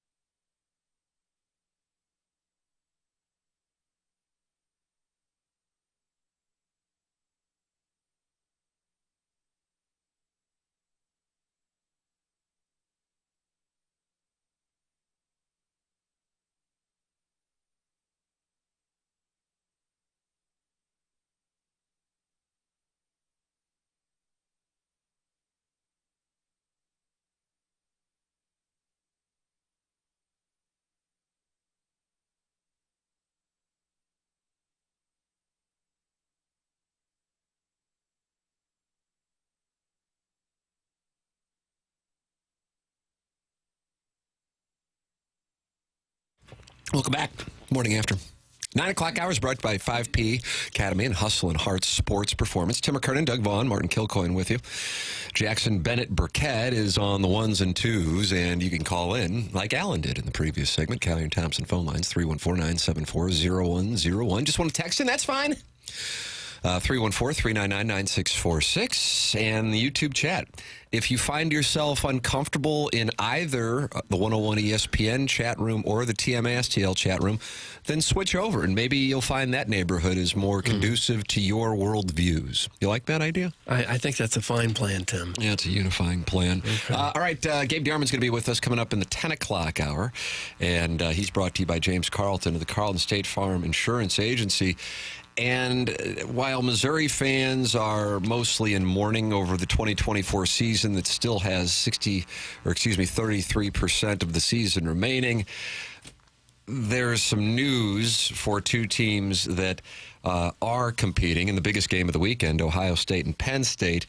And not only are they playing, but Missouri five-star quarterback recruit and commit Matt Zollers announced yesterday that he is taking a trip to Happy Valley to see Penn State play Ohio State. He says he still remains firmly committed to Missouri, but for the record, before he chose Missouri, he had Penn State in his final three. Doug, should Missouri fans be concerned? Yes, of course you should be concerned. Yeah, why wouldn't you be? Yep. I don't think he's going there just because there's a good game there this Saturday, tomorrow. Mm. I think he's going there to take another look, or maybe they're going to offer him more money. Who knows? I think if you're firmly committed, you wouldn't go to take any other visits, would you? You just stay with where you're at. It's got to suck to be a head coach, even though you're making millions of dollars. Every kid that says they're coming is one phone call away from getting a bigger check. The good thing is Mizzou is set at quarterback for years to come, so you don't have to worry about this at all. Who else they have? Well, the kid that, the other kid that signed, and then the one that wants to come here. But some of the youngsters still has some eligibility. Sam Horn, he likes that baseball. He does like the baseball, and he had a little surgery. Well, he should like the baseball. He throws like 96, 97 miles an hour. Wouldn't you want that to be your future rather than probably not make it as an NFL quarterback? Yeah, I don't know why is he playing football at all. Well, he hasn't now for the last couple of years, and he was supposed to be the guy. For the record, Zollers told 24/7 Sports that he is set to make the visit, and he alerted the Missouri coaching staff of his decision to make the trip. James Franklin, Penn State head coach, was at Zollers High School during a recent bye week to check on him. Check on him. I want to let that one breathe and to try to get him back on campus for a visit. He is the number 7 quarterback and number 53 player overall in the 2025 recruiting class. Penn State recruited Zollers hard after offering last fall, but he opted for the SEC and committed to Missouri in early April. He's a 6'3.5", 205-pound quarterback. And Franklin was at the school to try to get him visit for a game. And now he is going to go to easily Penn State's most glamorous game this year against the Buckeyes tomorrow at 11 o'clock. So Mizzou should send James Franklin, former quarterback, to kind of counter their James Franklin, and then he could say what it's like to play at Mizzou. And confuse the guy. Say, hi, my name is James Franklin. I think you ought to stay at Mizzou. Well, Penn State is much better off right now. It's a much better team. How do you argue that Mizzou's a better place for it? If you're the kid? If the money's going to be about the same, if the chance to play is about the same, and you're going to a school that's got a much better tradition and doing much better this year, what's Mizzou got to offer? Well, that's it. Playing time. You'd have to look, and I don't know the Penn 100%. State depth chart. We'll get into that in the 10 o'clock hour. But if you can come in at Mizzou, you could play right away His path to QB1 could be pretty clear. I know he's injured right now, but I think that's your biggest seller. For kids, if the money's similar, and I think they care about programs and traditions. Certainly uniforms are a big part of it. But playing time has still got to be right up there near the top. And I would think Mizzou has that to offer right now. We would have the better uniforms because Penn State still has the St. Louis U High uniforms from the 1970s. I love Penn State's uniforms. But Mizzou keeps switching uniforms every week. You don't know what you're going to get. That is Doug's most hypersensitive spot, Martin. Yeah. Just you haven't had a chance to experience Doug's it yet. Hypersensitive spot. Correct. Mizzou uniforms. Missouri uniforms. It's just a mess. This whole situation is just a mess. We're in costumes. One week we look like LSU. The next week yellow bumblebees. Went through the anthracite period. The whole thing makes me angry. The anthracite period, no doubt. Is that why they lost to Alabama, you think? I think it had something to do with it. Playing a role? They've yet to wear a black helmet with a block M on it. Don't think they've done it all year. They've worn black M, just not the black helmet. For the record, you might know Larry Thornton, Martin. He was a longtime producer at Channel 5. And he just texted into the program and says, how do you see all the other quarterbacks Drink has developed and turned down a Mizzou offer? It's from Larry Thornton. I think... Taking a shot. I think he's taking a shot. That's a good read. That's a good read. By the way, a friend of mine, Robert Griggs, he's a Mizzou alum, prominent Mizzou alum. He holds these events, raising money for...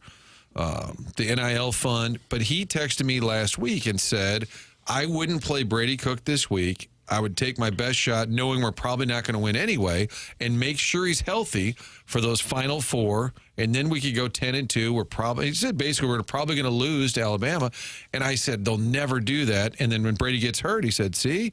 And then he sent me an article. Somebody else was proposing they should have done that as well. Would you have considered doing that? So, okay, I have a question on that. Okay, I'll take a question. Okay.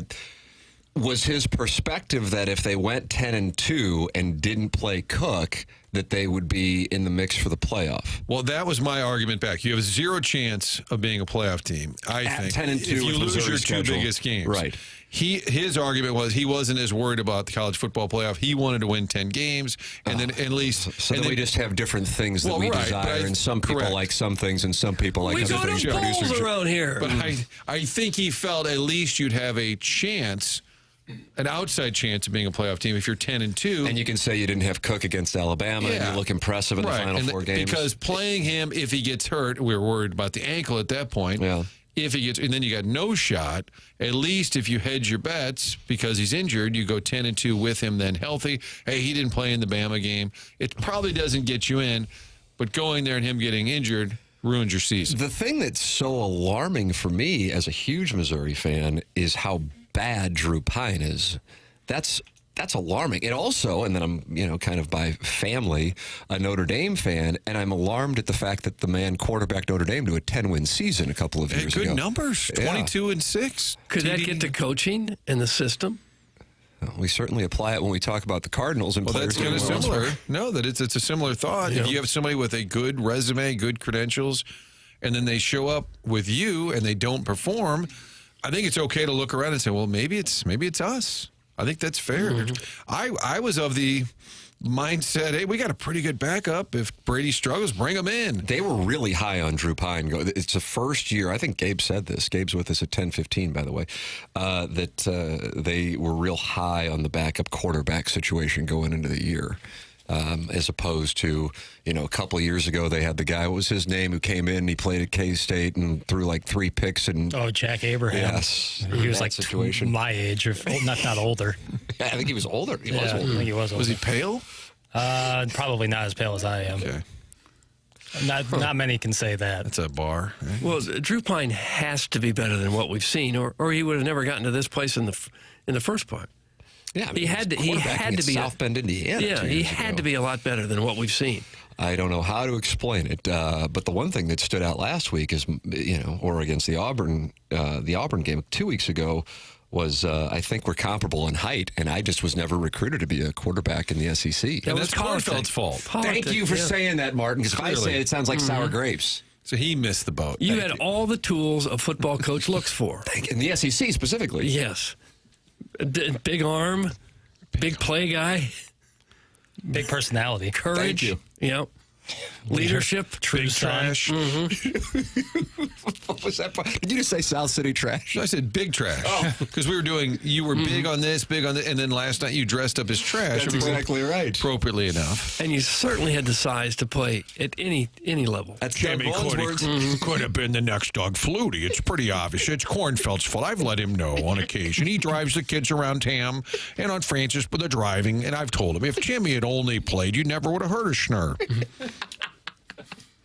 Yeah, Steve Schnurr would have never quarterbacked Northwestern. The Rose could have Bowl. been you. Could have been me. Mm-hmm. Thank you for saying His dad must have given more money to the school. That's all I can think of. Now Doug's causing problems. Jackson's got to dump out of that, too. Okay. It's not just the phone line. Send your emails in. Design Air, heating and cooling email today. Call in, be a friend of the program.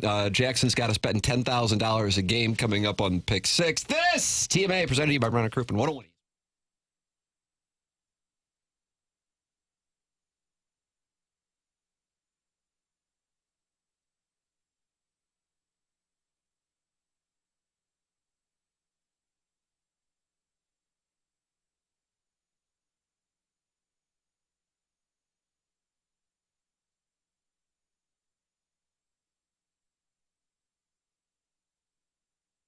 James Carlton's my insurance agent, was telling you about how good of a guy he is and how wonderful a business he runs. And now here is James to talk it over with us. Big Missouri fan.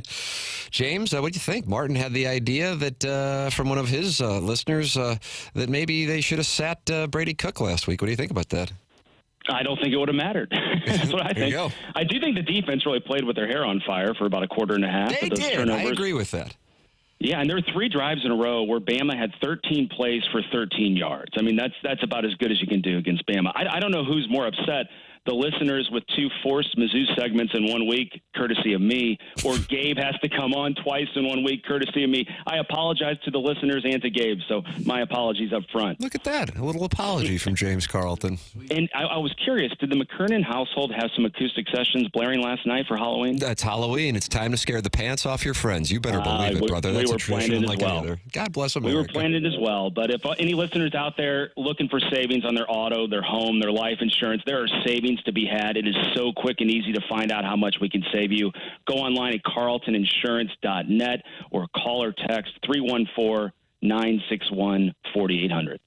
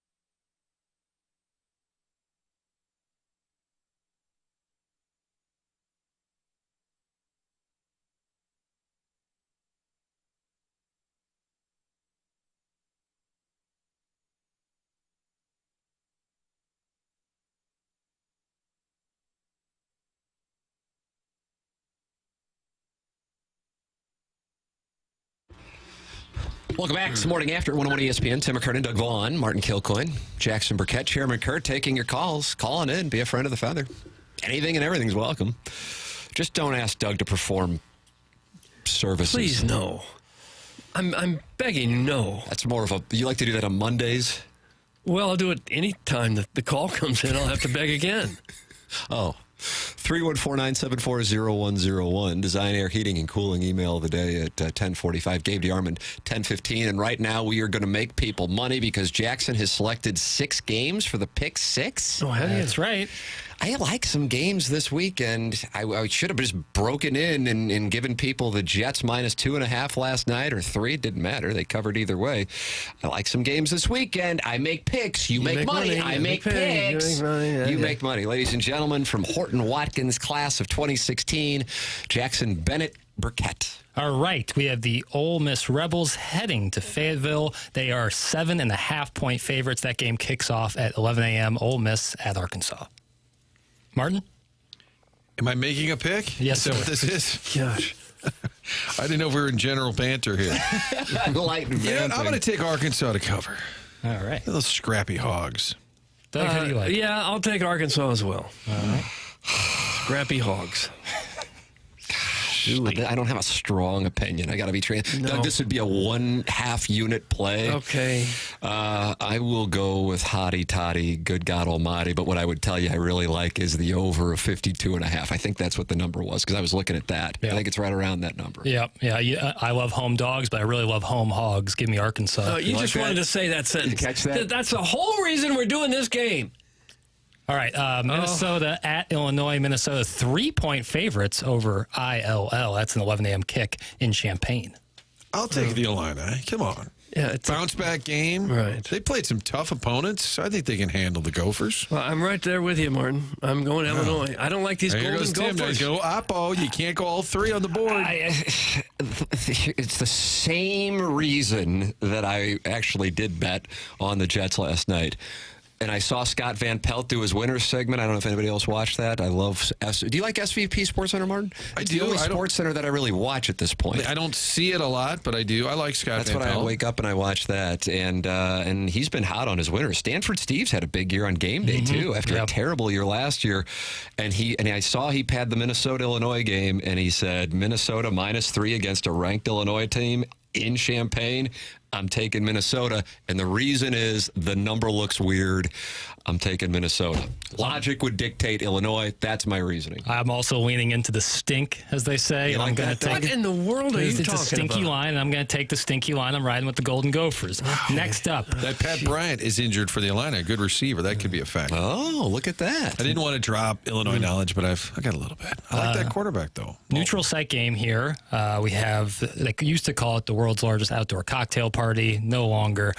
Yeah, that was offensive. Doug actually led the charge to change I was that. really bothered You're by promoting drinking among those kids. Georgia, Florida, neutral site game. Georgia is 14.5-point favorites against the Gators. What happened to Florida football, man? Billy Napier. Think about it. I'll take Georgia to cover. I think Georgia. You sometimes give the audience assignments, and that sounded like an assignment. Hey, Georgia will stomp a mud hole in the Gators. I'm going Georgia. I legitimately like Florida getting 14 here we go. I really do. Are you keeping track of all this, Yes, Jackie? sir. I really do. I really do like Florida here plus 14.5. Okay. I mean, keep in mind, 2 weeks ago they nearly won in Knoxville. Should have won in Knoxville. Okay. I don't know what the high on Tennessee thing is. I think they are overrated, and they just beat up on Kentucky. I'm on the Gators in 14.5. I don't think they necessarily win, but closer than the experts think. Doug, you like that? Closer than the experts think. Yeah, I think the Gators figure out a way to backdoor cover somehow. Matt Kuchar, top 10. Yeah, give me the Florida Gators. Then we get Texas A&M heading to Columbia, South Carolina. They are 3-point favorites. It's a 6:30 kickoff at what they call the Willie B Stadium. Keep in mind, there's only one Columbia. That's in Missouri. I wasn't listening. Who is South Carolina? Texas A&M at South Carolina. Doug's getting frustrated. I'll take Texas A&M. I'm sorry. I hate to bet exactly as Martin's betting, but it just 'Cause you'll makes sense lose. to me. And I love South Carolina. Matter Texas of fact, A&M. nothing is sharper. Nothing tells you a guy's a great gambler than having a 6-game parlay. And I got to tell you, South Carolina, along with the New York Jets, are part of my 6-game parlay. Oh, multi-day parlay. You got to wait it multi-day out. parlay. That's a commitment to excellence. Those are always great. I don't want to put Cousin Joe's business out there, but Cousin John's son, Cousin Joe, who's my godson, did a little parlay last week. Would have won $1,300. I don't know if I should be saying this. And he lost it on that tipped Washington ball. Oh no! If the Bears win, he banks $1,300, and that was the play that did him in. No Again, I'm making up the way. names, the people involved. These are not real people, Of course, fictitious. that is but because that was when I saw that, I wondered if it impacted any gamblers. I got with it. a big play. It was Cousin Juan. It was not Cousin Juan, John. right. Yeah. Just to differentiate, sends me a text and says, "You wouldn't believe that pass cost Holy cousin crap. Flo.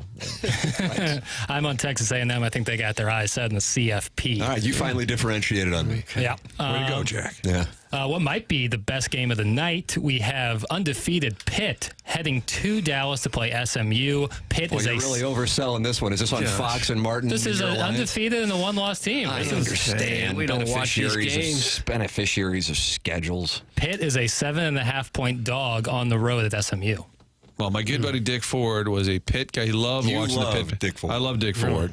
I did the eulogy at his funeral. Oh, did you Out really? of nowhere. And I said, I don't think that's going to be acceptable to most of the group. And they said, no, do some jokes. And I was like, really? And then the priest got up there after I talked. And I was serious, but I also did a few jokes because they wanted me to. And the family said, do his voice as well.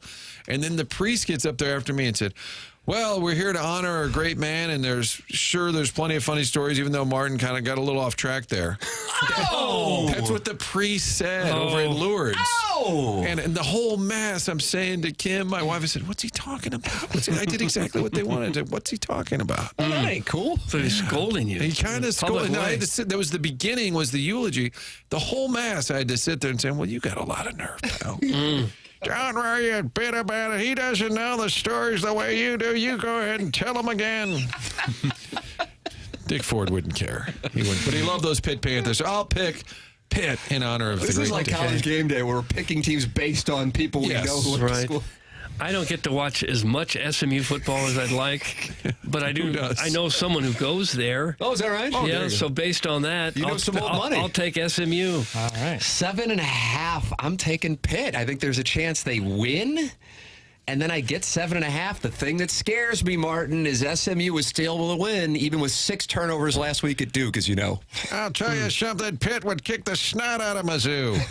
He was a proud Pitt guy. So Panthers, Tony Dorsett. I don't think it's a big game. Is it on the CW? We're a big, feels kind of CW-ish. ACCN. It's on the ACC network. I think, but we just were told it was the biggest game of the weekend. No, I can still have that one coming. I'm on the Mustangs, by the way. The biggest game, the actual biggest game, is the 11 a.m. kick. Ohio State at Happy Valley. Ohio State 3-point favorites. I'll take Ohio State. I like the Buckeyes. And then Matty Zollers will come home. Yeah, I'll go Ohio State too. Oh, this is dangerous. We're all on Ohio State. Are you? I'm on Ohio State. As am I. Uh-oh. God, we got to go. We got to fire a bullet on Nittany. We got to fire a bullet on Nittany. We already know what's going to happen here, Doug. Anybody been to Penn State? I wouldn't mind going to a game. I've never been It's there. hard to get to. Middle of nowhere, apparently. Yeah. Is it literally in the middle of Pennsylvania? It's like in between Pittsburgh and Philly. Wow. I think some teams, even it's an airplane issue, like you might have to fly into Pitt because there's not a big enough airport. I'm not positive about that. Yeah. Jim has coached there for a year. But I love the name of the town, State College. It's a Is that random- right? Yeah, he was out of the NFL for a little while. And 1 year, he was like a special assistant at Penn State. And I called him. I said, what are you doing? He goes, it's hard to get here. Like, why are you doing it? Hopefully not when Paterno was there because they had some issues in the locker room. No, I heard about that. Oh, boy. Doug, you don't know anything about design, air, heating, and cooling, do you? Yes, you do because Yes, you're a I do. client. Yes, I am a client. They've been out to my house. Seth Goldcamp has been to my house. Some of his technicians have been there. Got my furnace fixed up real nice like. It's a 4th-generation St. Louis business. Seth Goldcamp and his family have served over tens of thousands since 1904, and they are the longest-running TMA supporter and advertiser on the show. They're very proud of that, and we're proud to have them. They're best known for their honesty and going above and beyond the call of duty. You know what else they do? They put on those little booties over their shoes when they come in your house. They know it all. They're just outstanding people. They'll never upsell you, try to sell you something you don't need. They'll always give you exactly what you need to fix the problem if there is one. That's how they train their employees, and that's how they'll treat you. They take their reputation very seriously. Their website, easy to navigate with convenience of online scheduling. For all your heating and cooling needs, choose Design Air Heating and Cooling. Find them online at designair.net. That is designair.net. Sponsor of the email today, which comes your way in an hour. Send yours in the morning after at InsideSTL.com. Bill DeWitt joined BK and Ferrario yesterday, and I'm anxious for you guys to hear what he had to say regarding the television situation and what the Cardinals' plans are. And he actually put some dollar figures on what the app would look like as far as cost goes. So I'm sure a lot of the listeners would like to know what he's thinking with regard to the Cardinal television future. You're going to hear that next here on TMA, presented to you by Brown and Crouppen.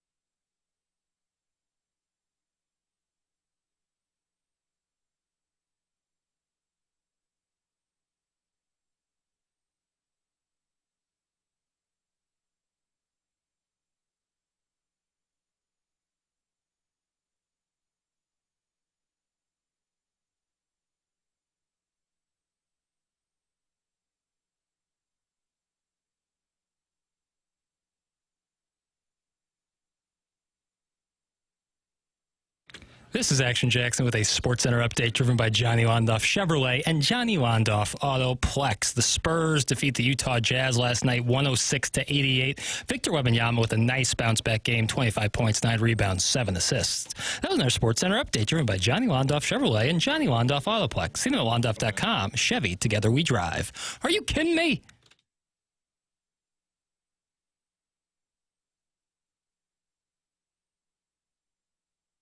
Welcome back to Morning After. It's presented to you by Brown & Crouppen. We're in the 5P Academy and Hustle and Heart Sports Performance, 9 o'clock hour. Bill DeWitt was with BK and Ferrario yesterday, Bill DeWitt III, and really enjoyed the conversation. You can always podcast it via the Schaefer Door Company 101 ESPN app.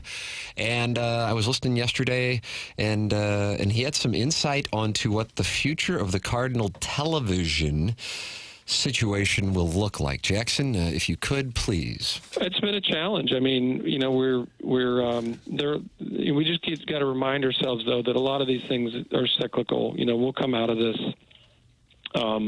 hopefully better than ever. But, and you know, normally if your team struggles, you're going to have an attendance issue, and you got to rebuild it and get better. But here we've had sort of this double whammy of the team. And attendance issues combined with this local media problem, which was always really our most stable revenue stream and growing.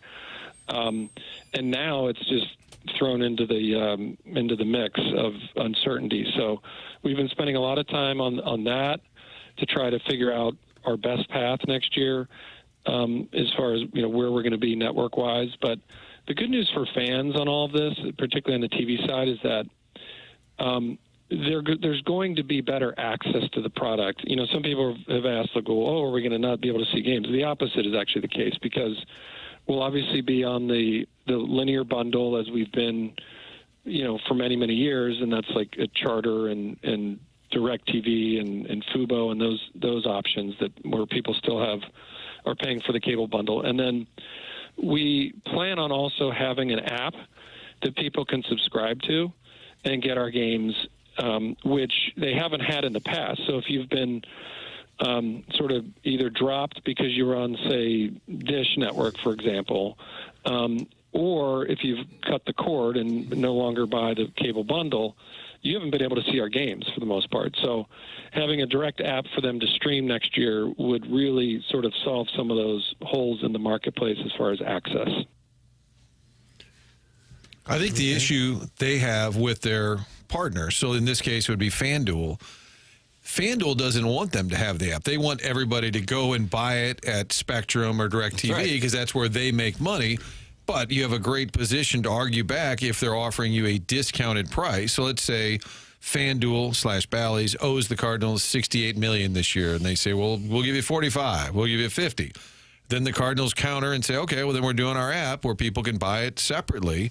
But in the past, they couldn't do it because Bally's said, we're paying you all this money.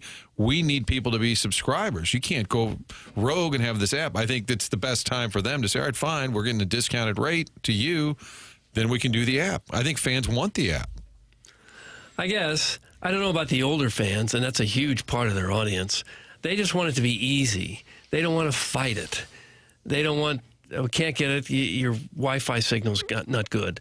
We can't get it because you don't know your password again. I just want it easy. I don't want to fight my television to be able to watch it.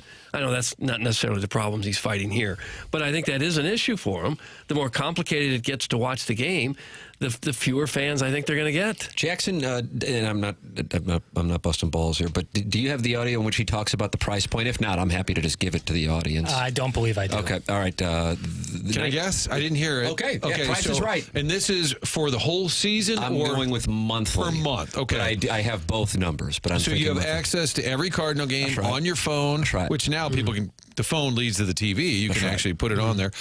I'll say $30 a month. Doug? I'll say they're going to want $49 a month. Jackson Burkett, do you know the answer? And if so, withdraw from the field. I don't. I'll say $20 a month. Oh, I'm sorry, you all overbid. $19.99. Wow. Jackson, if you just would have said $19.99. No, and that's the key. I've been in marketing classes before. I didn't pay attention, but I was in them. Yeah. If we pay $30, can we keep Arenado? Is that how it works?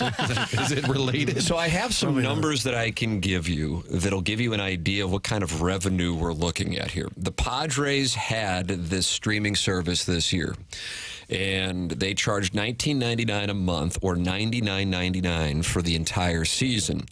Per Rob Manfred, in an interview in July, he said that the Padres were the most successful of the 4 franchises who did this app, and they had a certain number of subscribers. I'm going to give you guys another chance to get your money back. Gosh. How many subscribers do you think the San Diego Padres, which had a great year, probably should have advanced to the NLCS? Yeah. Mike Schilt is being held accountable in San Diego for that. But that's notwithstanding. How many subscribers the most successful MLB franchise had for this $19.99 a month or $99.99 a year? Doug Vaughn. 50,000? Martin Kilcoyne. More than that, but not a whole lot more. I'm going to say 75,000. Jackson Burkett. I'm going to go under. I'll say 37,500. Jackson Burkett has just won the Showcase Showdown. 40,000 subscribers. So I was able to do the math, just operating on the high side. Is that 800,000? Is that it? 40,000, and we made it 40,000 times 100, just for the sake of making the math easy. Oh, that was 20. Oh, for the season. I'm sorry. Yeah. That gets you $4 million. And they're the leader. For the record, the Cardinals were anticipating approximately, you know this number probably, Martin, I know you've been monitoring this story as I have been, $75 million payment per the contract, which isn't going to happen now, from Diamond Sports, which is the parent of what was Bailey's, now is FanDuel. And that means that's a $71 million difference. Now, we have to take into account there will be advertising that will help make that up, but we also have to take into account that there will be additional expenses. And so that is why, at its core, the Cardinals are in the midst of a real serious situation. And I don't think that this is something that's necessarily close to being fixable. There's 2 different parts of it. There's the access for the fans, but then there's also the financial impact on the ball club. And I don't know if the Cardinal organization will ever have the 2024 version of a $75 million revenue stream coming in from television again. And other teams will be dealing with this as well. And so then my curiosity is, what will this mean for MLB salaries? And will franchises like the Dodgers and Yankees be able to continue to operate and buy these guys? Or will Major League Baseball have to do something because the gap between the rich and the poor is going to get even larger, specifically because of the television situation? Yeah. Yeah, there's a chance the Dodgers add Juan Soto to the mix for next year. Carl Ravitch was talking about that. You have that sound, Jackson? Take a listen to this. Yeah, Juan Soto did say he's open to every team. Yeah, so there's hope. So okay? I think the Pirates fans have to be buzzing. There's after a chance.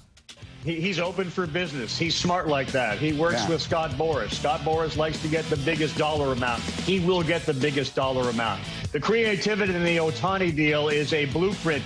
And he's going to get something that starts with a 7, if not an 8. Not a 5 or a 6, but a 7. It's going to be in the $700 million area.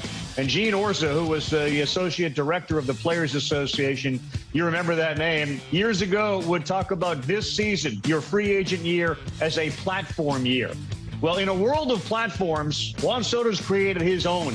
Beyond Meta and Facebook and Instagram, we now have Sotogram, and he's going to get $700 to $800 million. And it's not only the 2 teams in New York that's going to bid on him or want him. It's all 30. It's incredible. And he's that guy. No, all 30 are not going to be throwing $700 million. Oh, Cleveland might be. I got a secret candidate out there. Miami is interested. You think the Marlins are going to be in the mix? There's always the Pirates. Remember with Pujols, there was the secret team. If you're an agent, you just say there's a secret team. Although Walt Jocketty did tell me on a podcast at one point that the Reds were serious contenders for Pujols, and that Bob Castellini, the Reds owner who had left the group here, part of the DeWitt ownership group, wanted to steal Albert and get him to come to Cincinnati, and that they'd even talked to Joey Votto about moving to the outfield. That it was that serious. Wow. So I do want, in hindsight, maybe that was the, quote, secret team. Club.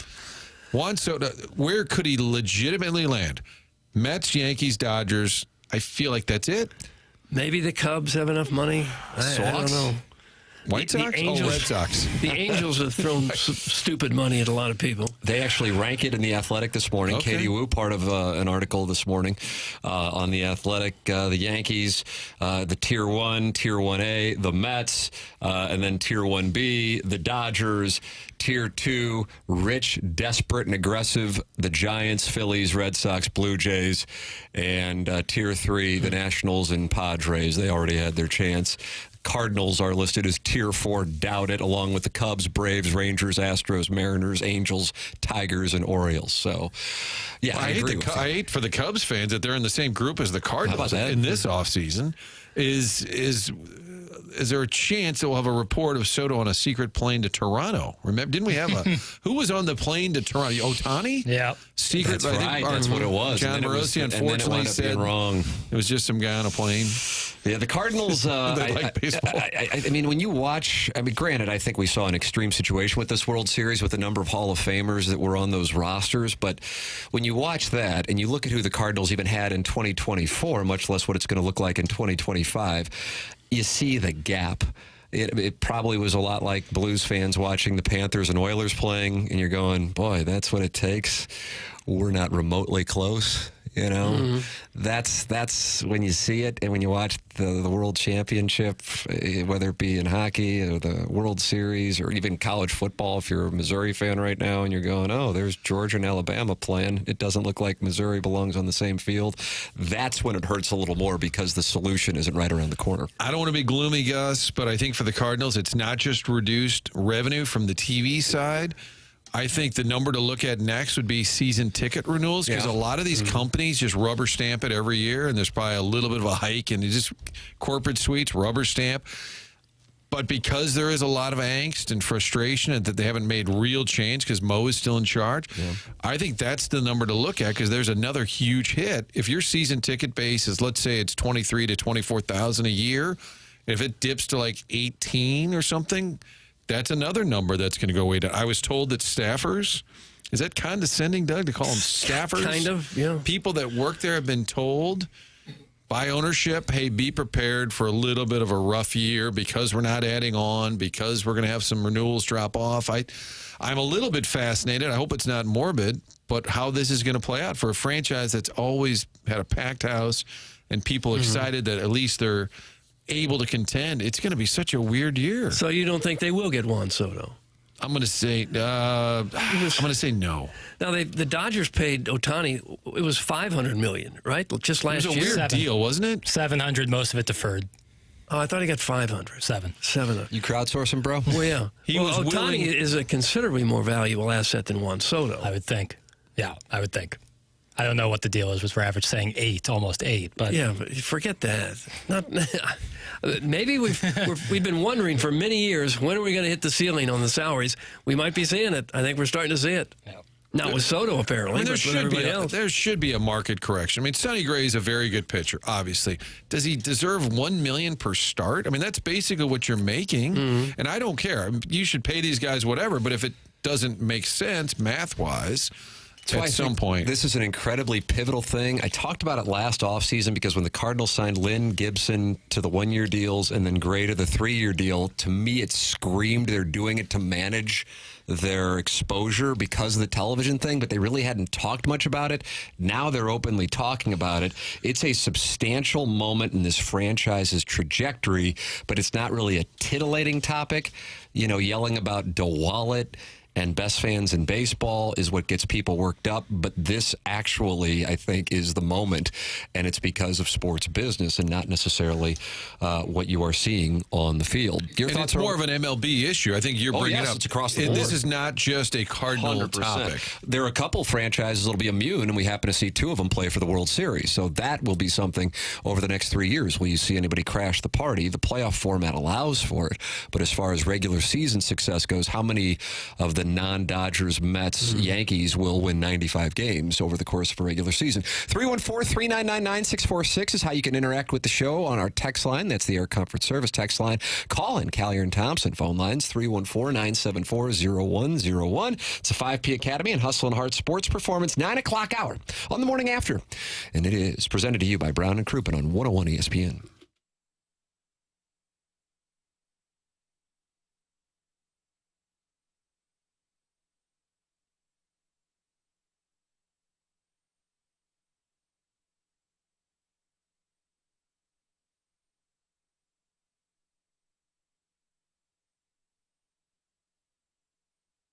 Underdog's a place to play if you're a sports fan looking to win money while watching sports. With over 5 million happy players and $2 billion won, Underdog makes it fun and easy to cash in on all your favorite athletes' performances. That's Underdog Fantasy. Download the app. This season, Underdog will be running a special promo or bonus almost every single day, like Profit Boost, which allows you to pump up your winnings in just a tap when you apply the boost to eligible entries. Discounts. You'll get adjusted projections on certain players' stats to give you a better shot at a big W, and free picks. They're basically a sure thing. Players has to get higher than 0.5 for that selection to win. Plus, all new users get a free pick. Download the app, sign up with promo code PARTY, and deposit now to get up to $1,000 in bonus cash instantly. That's promo code PARTY. Must be 18 or older and present in a state where Underdog Fantasy operates. Terms apply.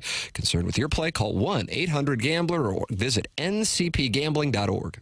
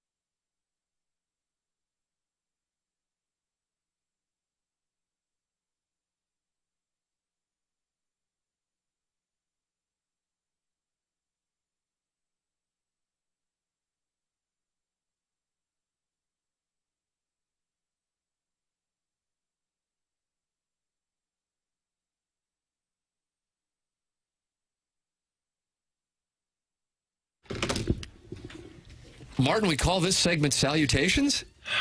That's what Jackson said. Is it on the sheet? Light vamping was on the sheet. Salutations was not. Did you play the Nick Saban audio from Tuesday? Every night I went on the dossier, it said Nick Saban audio. Just carried it over. So you don't really feel like it's an organic dossier. NFL locker room media pushback. That was for 8:45. We'll get to that next week. We didn't get it. Okay. I do think it's a good topic.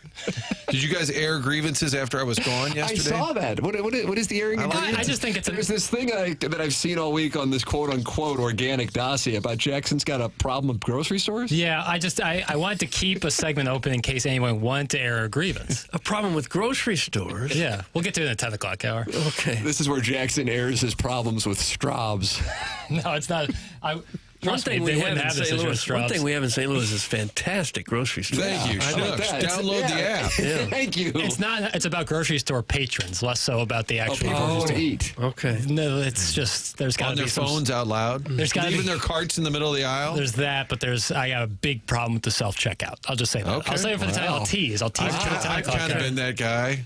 And then I've had the lady come over and say, it's 10 items or less, sir. I'm like, oh, yeah, well, I just thought these, because those are kind of individually wrapped. That's like one big, Sure, you have 32 items. Well, I saw the most egregious example of that last week. So I can't wait for this. Wow. Airing of grievances. Yeah, airing of grievances, 10 o'clock hour. Tease it. God, what a great tease. That's my guy. Getting better at teasing. Yeah, you guys have a real strong alliance after week one. Yep. Chairman Kurt, you want to be part of me and Doug's alliance? Yeah, I'd rather be part of that one than the other one. Yes! Oh, wow. Thank you. Right. Keep that same energy. I don't really care about that jackwagon over there. No, we don't need him. We don't even. You know what? We don't even want him. He takes the calls. We don't. Yeah, I hear you. We don't need him. Jackson, what do we got this weekend, buddy? Yeah, what are you guys going to be doing together? I don't know. Maybe I'm a playing Blues watch party tomorrow. Ooh, yeah. Chief back in town. Yeah, there you go. Yeah, you never know. I'll put it on the dossier. Is that dossier? I think again, Doug. Weekend dossier. Hey, transform your story at Illinois Recovery Center. At Illinois Recovery Center, the team believes in the strength of every individual's journey to recovery. Whether you're taking the first step or continuing your path, the IRC's dedicated team is here to support you. So why choose Illinois Recovery Center? A holistic healing approach, expert care and guidance, safe and welcoming environment, tailored programs for lasting recovery, and top-notch facility and accommodation. The IRC builds the unwavering determination to thrive beyond the shadows of the past. Whether you've made the life-saving choice to seek help on your own, or you want to be prepared for the other end of an addiction intervention with a loved one, the chance to learn about addiction recovery is available to you at the Illinois Recovery Center in Swansea.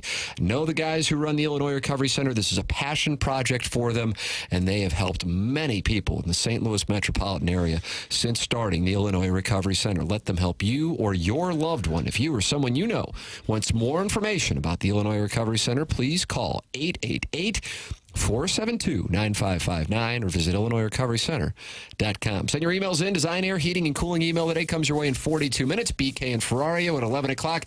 Martin has to get to some things here on a Friday morning, and so he is going to leave. Doug, Jackson, Chairman Kurt, and myself will do our best in the Mongan St. Louis Acura, Mongan Burkett, Alton Toyota 10 o'clock hour, which is going to feature the Friday six-shooter. Six-shooter, airing of grievances, the Colonel, email the day showdown. It's a big 10 o'clock hour. What the Colonel's got on this Matt Zoller situation. That comes your way at 10:15. There you go. Martin, anything else you want to? I'm going to go work on next week's surprise guest. Nice. People were texting me, friends of mine yesterday, who's the surprise tomorrow? I said, it's not every day. Yeah. Oh. It's not every day. Yeah. We're working on it. Jackie and I will talk later. Yeah, I mean, again, I feel like we're going to be cut out of the group chat, Doug. I know. Just going what on. are we, chopped liver? Yeah. Chairman Kurt doesn't care. I got some guy in Oakville over here who doesn't give a darn. I'm all right. Time for Martin to handle his things. We will take a commercial break, come back with the Mongan St. Louis Acura, Mongan Burkett, Alton Toyota 10 o'clock hour. This is TMA, presented to you by Brown and Crouppen on 101 ESPN.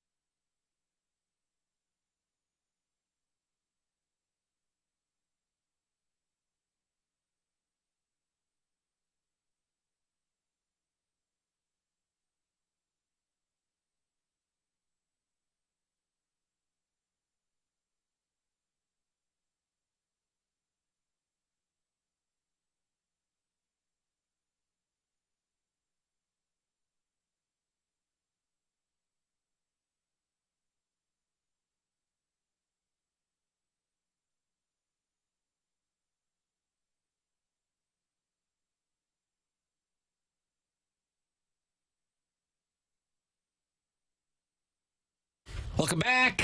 It's TMA presented by Brown and Crouppen. Mongan, St. Louis Acura, Mongan, Burkett, Alton Toyota.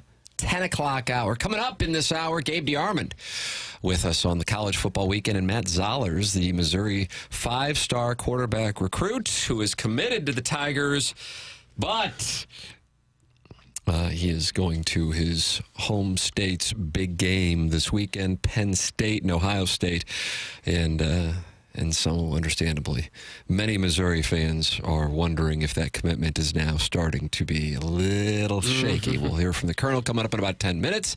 Design Air Heating and Cooling email today at 10:45. Buck Swope versus JV golf coach, the tiebreaker for the month of October. And don't forget, 2 weeks from tonight, we have the TMA Trivia Night. I was just texting with Iggy here a little bit ago. Iggy is going to be, per Tommy Mattern, at the Trivia Night. So if you want to see Iggy and you want to hang out with us on Friday, November 15th, it is at St. Gabriel's. You can get your tickets for the Trivia Night and participate in the fun and games. $50 for all you can eat from Heavy Smoke Barbecue, World Championship Barbecue from Chris at Heavy Smoke. And that also includes your beer and your seltzers. That is all 2 weeks from tonight at St. Gabriel's. We will be there. We welcome you to join us. Maybe this can be the night where the 101 listener meets the TMA listener. And Doug, it'll be a moment of great bonding. I don't. We have to do that? What? Who do we have to bond with? We have to bond with the angry TMA listener and the angry 101. That's right. Okay. Yeah. We're going to try to reach some détente. Ooh, nicely done. Okay. Glasnost? Well, we did it once before, and it turned out to be a big hit. This is our third annual one, so we've done it twice before. Yeah, we didn't go to St. Gabe's twice before, did we? Yes, we did. Nice we did? knowledge and nice show. Twice we were at St. Gabe's? Yep. Yeah, one time it was in July and it was hotter than the fires of hell because they didn't turn on the air conditioner until a little later in the day. Summer 22, and then last year was after Mizzou. And that was at the night of the Georgia Ole Miss game? Yeah, I don't know who was playing. Prep again. Mizzou had just whooped up on Tennessee, and then we had trivia night. Yep. All right. You can purchase single tickets or tables of 8 or anything in between. The tickets are on sale at tmastl.com. Tickets include food from Heavy Smoke Barbecue, plus beer, canned cocktails, and seltzers from Show Me Beverages while supplies last. Please drink responsibly. Feel free to bring your own food and beverages, too. Doors open at 6:30. The event's at 7:30. This is the moment where everybody bonds. We get to know each other. And plus, we get to see the banners of St. Gabriel's. It's like walking into Pauley Pavilion. Well, I saw the one that was up there for a fourth grade Parcheesi championship. They're taking some liberties with their banners. Can we just go and do trivia? We have to bond with everyone at the same time. Don't you want to get to know the people who have made this program possible for 2 decades? Well, I've met a lot of them, yeah. I want to meet them, Tim. Oh, how about that? How about Jackson right there? That was... I do, and I love being at St. Gabe's. You do what now? You get to drive right to the archway. I do like that. See, there you go. An archway? Yeah, you like drive in the parking lot? To get to the parking lot, you got to go through like an arch thing. And that makes you excited. It's fun. I have fun with architecture. Okay. All right. Well, it's a good time. The food's always good, so I'm sure Heavy Smoke we'll don't have play. a grand time. Heavy Smoke don't play. All right, Jackson's got this 6-shooter. What do we got? The Jets played last night. Oh, my God. We're going to break down the Jets. No. Some would say that might be the most tortured fan base. Where do you think they rank in terms of tortured fan base? And maybe, and if you hear me out a little, maybe a team like the Yankees might actually be entering into somewhat of that area. Oh, my God. Are you trying to replace Greeny? No. You're going Jets, and now you're going to say, and maybe it's possible the Yankees and their 700 World Championships are the most tortured fan base. Stop it. But if you were my age, as a Yankee fan, you got to see 2009. Obviously, right around when you were born, they were on a three-peat. But they spend like crazy. They always go into the playoffs, but they haven't overcome that. And I think that there are some tortured Yankee fans out there. Some very tortured. Not as bad as the Mets. Series was only 2 years after that. But if you're my age, you saw two. You saw two. But we're not your 06 age. and 11. Or if you're your age, you've seen 82, 11, and 06. I'm saying younger Yankee fans. It's a terrible take. All right. Well, where are you guys at on tortured fan bases? If we can include college fan bases, Missouri has to be live. I mean, for real. The way it's gone down as well, it's pretty tortured, and there really are no championships to speak of. I think the Cleveland Indians / Guardians would be live. Yeah. Cleveland Browns have never won the whole thing either. Yeah. As far as the Super Bowl goes, yeah. In fact, when the Cavaliers won, wasn't it like the first championship Cleveland had in more than half a century? Yeah, it was like 47 years. Yeah. Yeah, I think I just saying, like, because the Yankees spend so much, they have lineups year in and year out that on paper should be the best, if not the second best team in Major League Baseball, and to not come away with the championship now going on 15 years, I think that there's might be a little bit hashtag tired of it. This is Hack Jackson. Oh. That's from the bastard James Hahn, and he has had enough. I get the 27 championships, but I mean, how many of those came? Greeny, yes, Golick. How many of those came these are a lot old championships. Their fans would tell you they're tortured. Anyone outside of New York That's would what I'm say saying. tough toenails. I'm saying have a different perspective. Look, wear someone else's shoes. Tortured Yankees fans, get the F out of here, Jackson. That's from the 6-3. Depends what you value. If you just value like having fun and watching playoff baseball and then getting out, that's fine. But if you like championships, yes, the Yankees lead, but they haven't had that many in the 21st century. Go ahead and call it a weekend, fellas. This is rough. Free the corpse. That's from Tervis Parish. No one wants to listen anymore. The Buffalo Bills are number one on that list. That's Good that's call. a nice play. It's a really good because they love their team. Yeah, that's a nice play. Shoehorning in Mizzou talk on this question. OMG, college football sucks. Get over it. Oh, that isn't the greatest take as far as data and knowledge goes. But that makes you a perfect listener of the program. All right. Doug, can you tell us about Mongan St. Louis Acura, Mongan Burkett, Alton Toyota? I can. That's where I take my car all the time now to get it serviced. If ever your car needs work and needs maintenance, you probably get that queasy feeling, where am I going to take it? What are they going to tell me this time? How much is it going to cost? I just don't know who I can trust. You won't have that feeling if you go to Mongan St. Louis Acura or Mongan Burkett Alton Toyota. These people are top of the line. I've been going there for, I think it's 7 years now. And one of the great things they have is a phone number they gave out where you can go straight to the muckety mucks and they'll make sure that you are treated right. That's Jamie Burkett, Peter Mongan, Ryan Seiberg in the service department.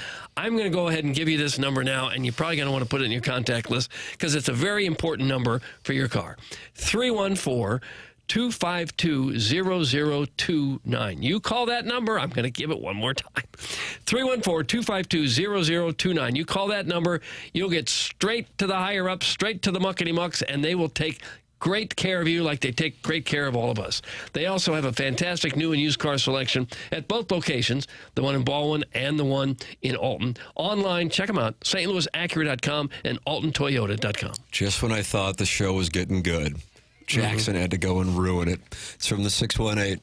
Boy, Doug, first week, starting to get a little momentum, and then we feel bad as the Yankees are one of the most tortured fan bases in sports. I feel like we've had our knees taken out from under us. Wreck me, Doug. Oh.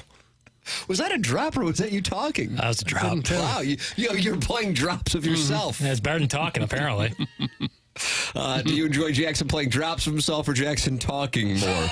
Don't answer that. 314-399-9646. Email in for the Design Air Heating and Cooling email today. We're a half hour away from Buck Swope and JV Golf Coach's sudden death playoff. Gabe DeArmond joining us, brought to you by James Carlton on the other side of our commercial break. This is TMA on 101 ESPN.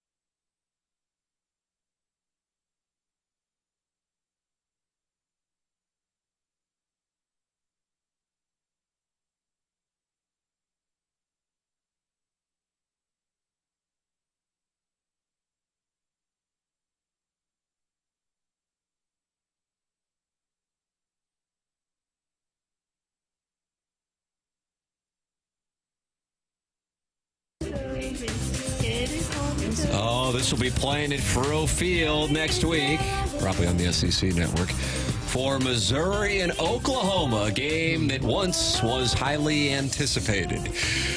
Joining us right now to talk about college football and what is a significant story for recruiting for both Missouri and Penn State fans on the eve of Penn State-Ohio State, a story that broke on 24/7 Sports, and Power Mizzou is part of the 24/7 network, and that is Matt Zollers going to the Penn State game. The Colonel, Gabriel P. DeArmond of Power Mizzou, brought to you by James Carlton here on the Callier Thompson phone lines. Morning, Colonel.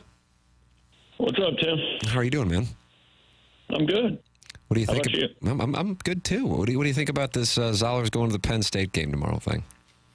Not a huge deal, reason to panic by any means, but also not ideal. I mean, I'm sure if he's on your commitment list, you would prefer that he did not go be a guest of the number 3 team in the country hosting the biggest game of the weekend. But there are quotes out there that he says he's locked in with Missouri. He's been, basically their lead recruiter all year long. So you got to take him at his word. I know he informed the Missouri coaching staff he was going to go to this game. So, for now, he's supposed to be in town in Columbia next weekend for the Oklahoma game. So if he doesn't make that visit, then probably my radar will go up a little bit. Do you know how NIL negotiations go? Can he just walk into the head coach's office and say, "What are you going to give me"? I don't know if legally it can be done that way, but I think it's probably pretty much done that way in some cases. Yeah. Yeah. The players have agents now like that? The player like that? A lot of them do. Yeah. A lot of them do. That handle, and that's legal. They're allowed to, NIL, which one of the only 2 rules about it was it's not going to be pay for play and it can't be a recruiting inducement, and that's literally all it is now. Yeah, that's what it cannot be a recruiting inducement. That's the whole thing. So yeah, I guess that's the concern. All the money's going to recruits, and far less of it goes to current players. Yeah. So that's the concern, I guess, is people think, he's going to go to Penn State and they're going to offer him more money than Missouri's offering him. You think it gets to be that simple? With some kids it does. Look, he's a Pennsylvania kid. Penn State's the number 3 team in the country, almost certainly bound for the playoff, even if they lose tomorrow. So yeah, it's a thing. But this is what recruiting like this is. I mean, I guess you could go back to the days of recruiting against, West Texas A&M and Kansas, where nobody else wants your players, but you want good players. This is part of the deal. Yeah. And Mizzou's probably doing the same thing with somebody else's players. 100%. I would assume. They've got a Boise State commit visiting next weekend. They've got a Nebraska commit visiting next weekend. I mean, this is what the last, 6 weeks before signing day is. Colonel, it's been quite a change here over the last 7 days, focusing on a trip to Tuscaloosa and the college football playoff on the line. And I feel like within 48 hours, Missouri fans turned their attention either to basketball and or the 2025 season. I feel empty as a Missouri fan because of the expectation and then just like the quick drop off that we didn't even get a sweat into November. What have you sensed from your subscribers at Power Mizzou? Yeah, I understand disappointment, right? I said at the beginning of this year, hey, if you don't make the playoff, and that's, off the table barring a miracle at this point, then I understand it's going to be a letdown. It's going to feel like a missed opportunity. I said, but also Missouri is not a program where you go, if we don't make the playoff this season, there's a failure. Alabama, they lose another game, end up 9-3. Hey, they'll be back in the chase next year. This year's not good. You don't make a 12-team playoff at Alabama this year is bad. But they'll be back in the chase next year. So Missouri fans might not be back in the chase next year, which is why there is disappointment. But, I just posted a bunch of stories from my conversation with Laird Beach yesterday, and one of them is that Missouri's raising ticket prices. And the universal response has been, well, that's terrible timing after an awful season. I mean, they're 6-2 and in the top 25. And if Brady Cook plays, look, all 4 of these games are winnable. If you win 9 or 10 games in a season at Missouri, that's not a bad season. It's not a disaster. It's not a train wreck.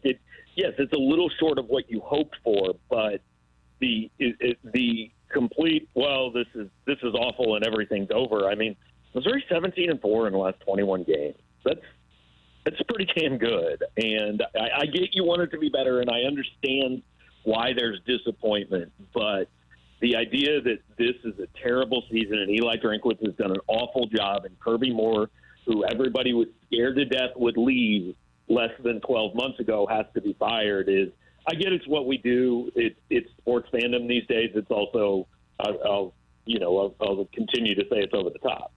Yeah, So I haven't said any of those things, not that you're saying that I've said it, and maybe some fans have said that, but I do think there is a difference between looking at it and going, they're 6-2 in the top 25, and then making the observation that the 2 quality teams they played, they got beat 75-10 by, and then they also were flirting with disaster with Vanderbilt and Auburn, and to a lesser extent Boston College. And so it seems like not just that the record may be disappointing relative to what the hopes were, but 6-2 overall you wouldn't have a problem with. It's the way that they've gotten to 6-2 that you go, okay, how did this thing get off the rails? And so I think that's why this 6-2 feels different than if they were 6-2 or 7-2 after Athens last year. Well, and I'm not making the argument this has been a good year. It hasn't been thus far. It's been probably the bare minimum level of acceptable. I'm just making the argument that it is not a disaster. And I think what everybody is doing, especially because there was a bye week after Alabama, and we don't know, what Brady Cook's status is, and Drew Pine, the last time we saw him was less than optimal. Everybody has now already made this a 6-6 or 7-5 season, and that may be where it ends up. And if it does, then we can have further conversations. But my approach always is, well, let's let them go ahead and play the game. Let's see what you could go beat Oklahoma in a 10-7 game. They can't score either.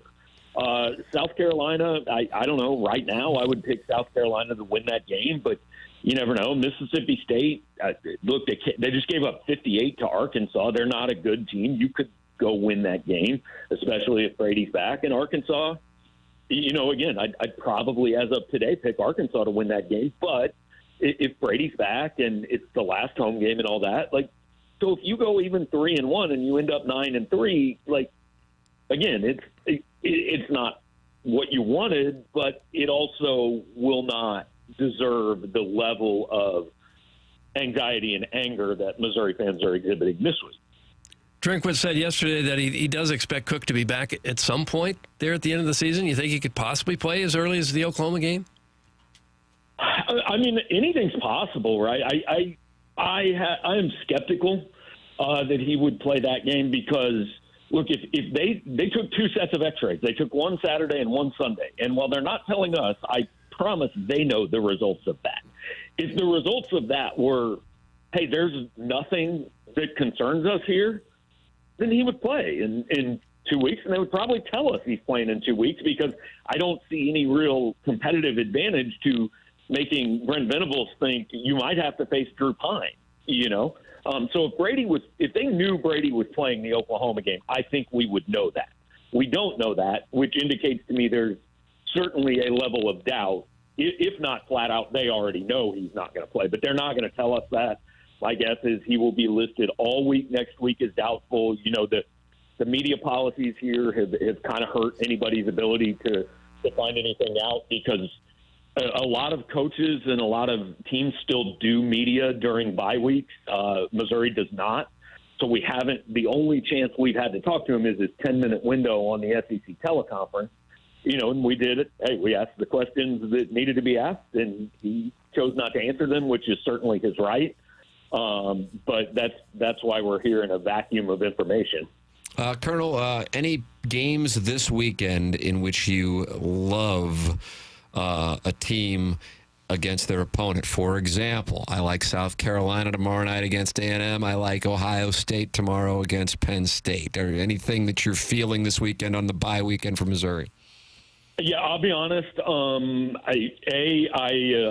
out of town this weekend. Took advantage of the bye week to come up and see my son, so probably won't see a ton of games. And also, once the team that you follow or the team that you cover is kind of out of the national conversation, I just don't follow it quite as closely. Like for the first 7 weeks of this season, I was listening to 5-6 college football podcasts every week. I haven't listened to one this week because it doesn't impact the team that I'm covering. So I think Mizzou fans are in general kind of in a little grieving period here for the death of the highest hopes of this season. And I've honestly kind of been that way this week too. I mean, like I said, I talked to Laird yesterday. We've done some basketball stuff, but I've been a little tuned out of college football this week, but I'll be interested in Penn State, Ohio State. I mean, just from the standpoint of that's a game that I'm really interested to see what happens. It's funny you say that. I was saying that to Jackson before the show. I usually listen to about 5 podcasts a week, and I have just withdrawn after all that is said and done now for Missouri. Nonetheless, Ohio State and Penn State, 11 o'clock, and then you got South Carolina and A&M. That's my sneaker underdog play this weekend with Carolina at home. Colonel will be writing about it throughout the course of next week, finding out if Brady Cook will play against Oklahoma. We know it's a night game. The exact time has not been announced. That'll be announced on Sunday. Gabe DeArmond with PowerMizzou.com, and we'll see how things go in Pennsylvania, if there's any movement on Zollers right now. Colonel saying don't have to be super concerned. Gabe, always appreciate the conversation. Thank you so much for the time. All right, thanks, guys. Have a good weekend. Thank you, too. Thanks, Gabe DeArmond of Power Mizzou, brought to you by James Carlton of the Carlton State Farm Insurance Agency. The Design Air Heating and Cooling email today is brought to you by Seth Goldcamp at Design Air Heating and Cooling, online at designairservice.com, the longest-running sponsor in TMA right now. Been a decade. Design Air Heating and Cooling has been with this program, and Seth Goldcamp knows that the key to his business success is no upselling. You got a problem, Seth or his staff come on over, they fix it. There's no upselling. They consider that to be the practice that they have instilled going back 4 generations. Seth's great-grandfather started the company, his grandfather, his father, and now Seth continue that practice of taking care of the customer, no upselling, and making sure they fix it for the least amount possible. It's Design Air Heating and Cooling, the official HVAC provider of TMA, and the place where I go, where Doug goes, where Martin goes for all our heating and cooling needs. It's Design Air Heating and Cooling, online at designairservice.com, sponsor of our email of the day. It is Friday here on TMA, and we're closing out our first week on 101 ESPN. Jackson's got his Friday 6-shooter, and then at 10:45 we have the Design Air Heating and Cooling email of the day. At 11 o'clock, BK and Ferrario come in. Tomorrow, here on 101, you will have the Blues and Maple Leafs puck drop at 6, pregame at 5 p.m. Tim McKernan, Doug Vaughn, Jackson Burkett with you. This is TMA, presented to you by Brown and Crouppen on 101 ESPN.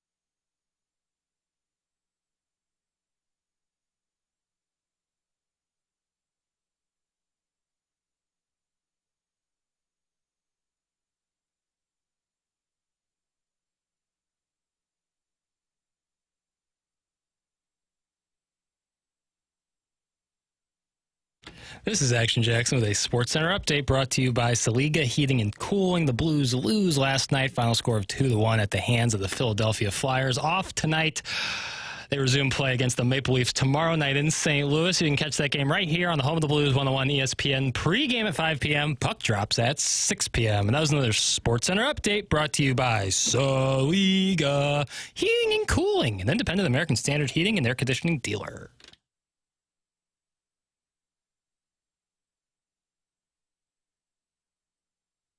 Back to the morning after. It's presented by Brown and Crouppen, Mongan, St. Louis Acura, Mongan, Burkett, Alton Toyota. 7 o'clock hour, 10 o'clock hour, 7 o'clock if you're off the coast of Hawaii. Yeah. Is that where it would be? Which we're big in, I hear. Yeah. That's what I hear. Big streaming numbers there. Design Air Heating and Cooling email today coming your way. I see Chairman Kurt, who's in studio with us, says, I don't really find myself in bars very often anymore. I need the... And then it gets graphic skanks to come to me. What do you got going on in there, Chairman Kurt? I just glanced up at the YouTube chat and go, Chairman Kurt's in there. Well, during the Gabe and Mizzou chat, I pointed out that the most disappointing part of the season for me was the missed opportunity with the Tiger Stripe dress girl. Oh, that's right. Yeah. And somebody commented, it's nothing that a bar can't solve that problem. I said, I don't find myself in bars very often anymore, so I need them to come to me. But you still trying to find that gal? Yeah, would you like to get married? What's that? Would you like to get married? Would I like to get married? Aye. I'd go down that road again if the right opportunity presented itself. I'd have done anything for this girl, though. Wow. And you never even met her. Yeah, that's correct. Didn't meet her. It was about the aura. It was about the energy. Okay.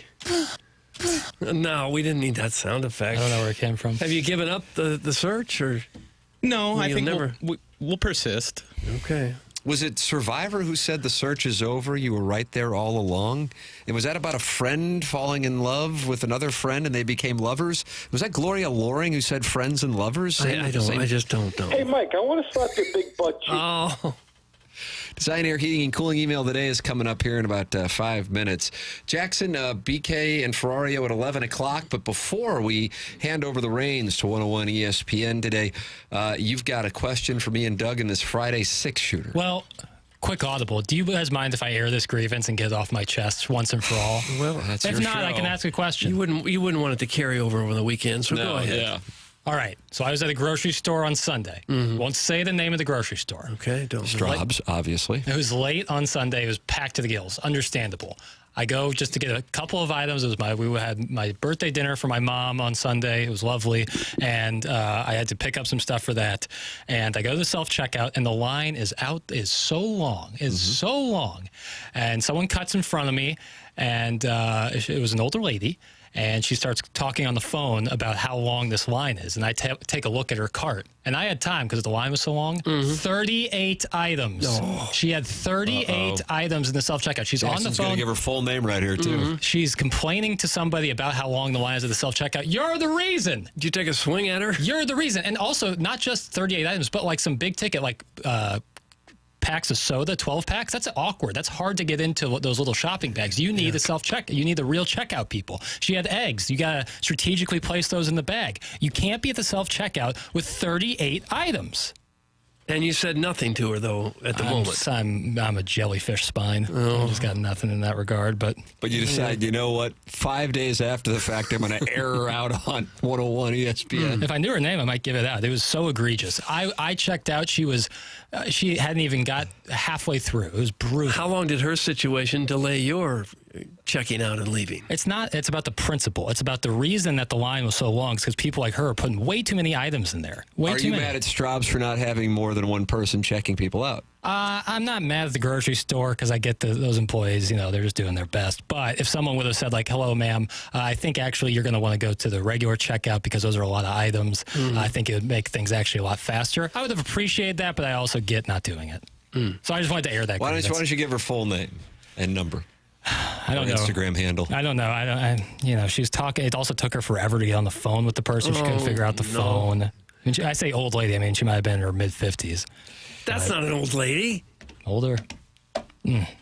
Janet would never do that in the self-checkout lane. How do you feel about your feet, Janet? That's from Alan Dadeville. Fight pug, beat gator. Jackson mistaken that the Georgia Bulldogs were the Georgia Pugs last week. And Alan David was a big Bulldogs fan.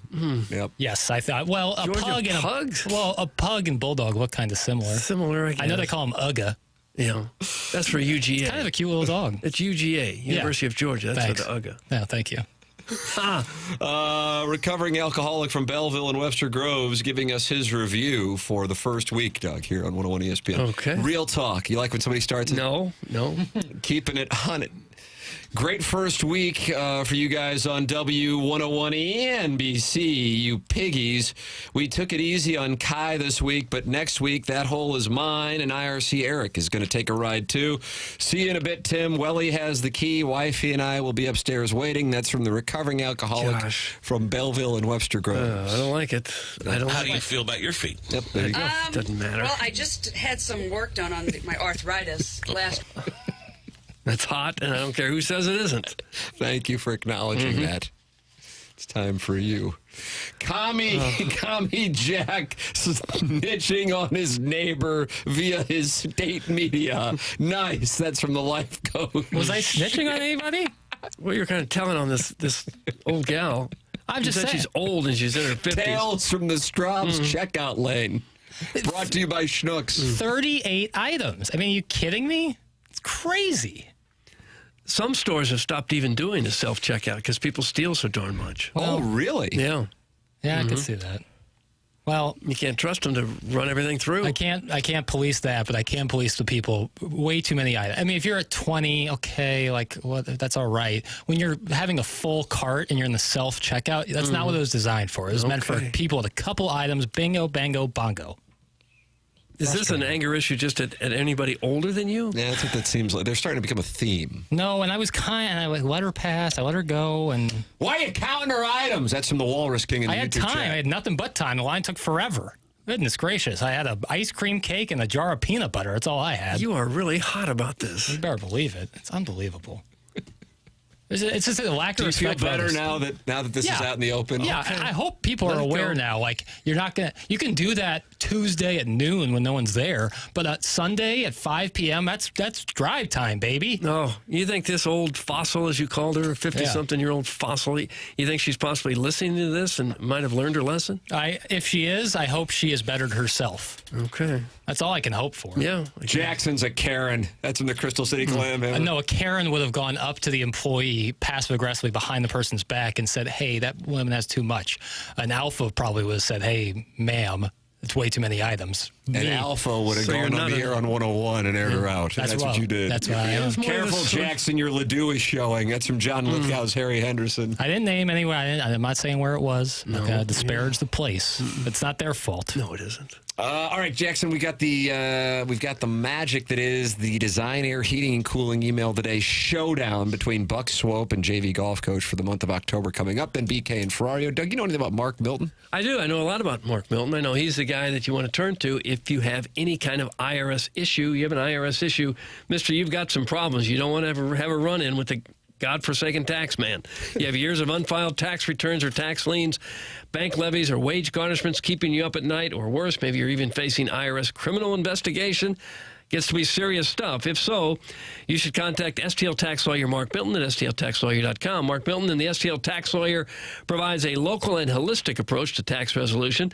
Don't be sucked into the out-of-town tax resolution groups you hear about on TV and radio. Mark started his career, he's got quite a resume, started with the Department of Justice Tax Division in Washington, where he represented the IRS in tax cases throughout the country and even received the DOJ's Outstanding Trial Attorney Award. Now he helps individuals and small businesses solve their tax problems. So if you have any kind of IRS issue at all, contact Mark Milton at stltaxlawyer.com today, and you'll be saying, hey, I'm not guilty, I'm with Milty. Remember, the choice of a lawyer is an important decision and should not be based solely on advertisement. Design Air Heating and Cooling email today coming up next. This is TMA, presented to you by Brown and Crouppen on 101 ESPN.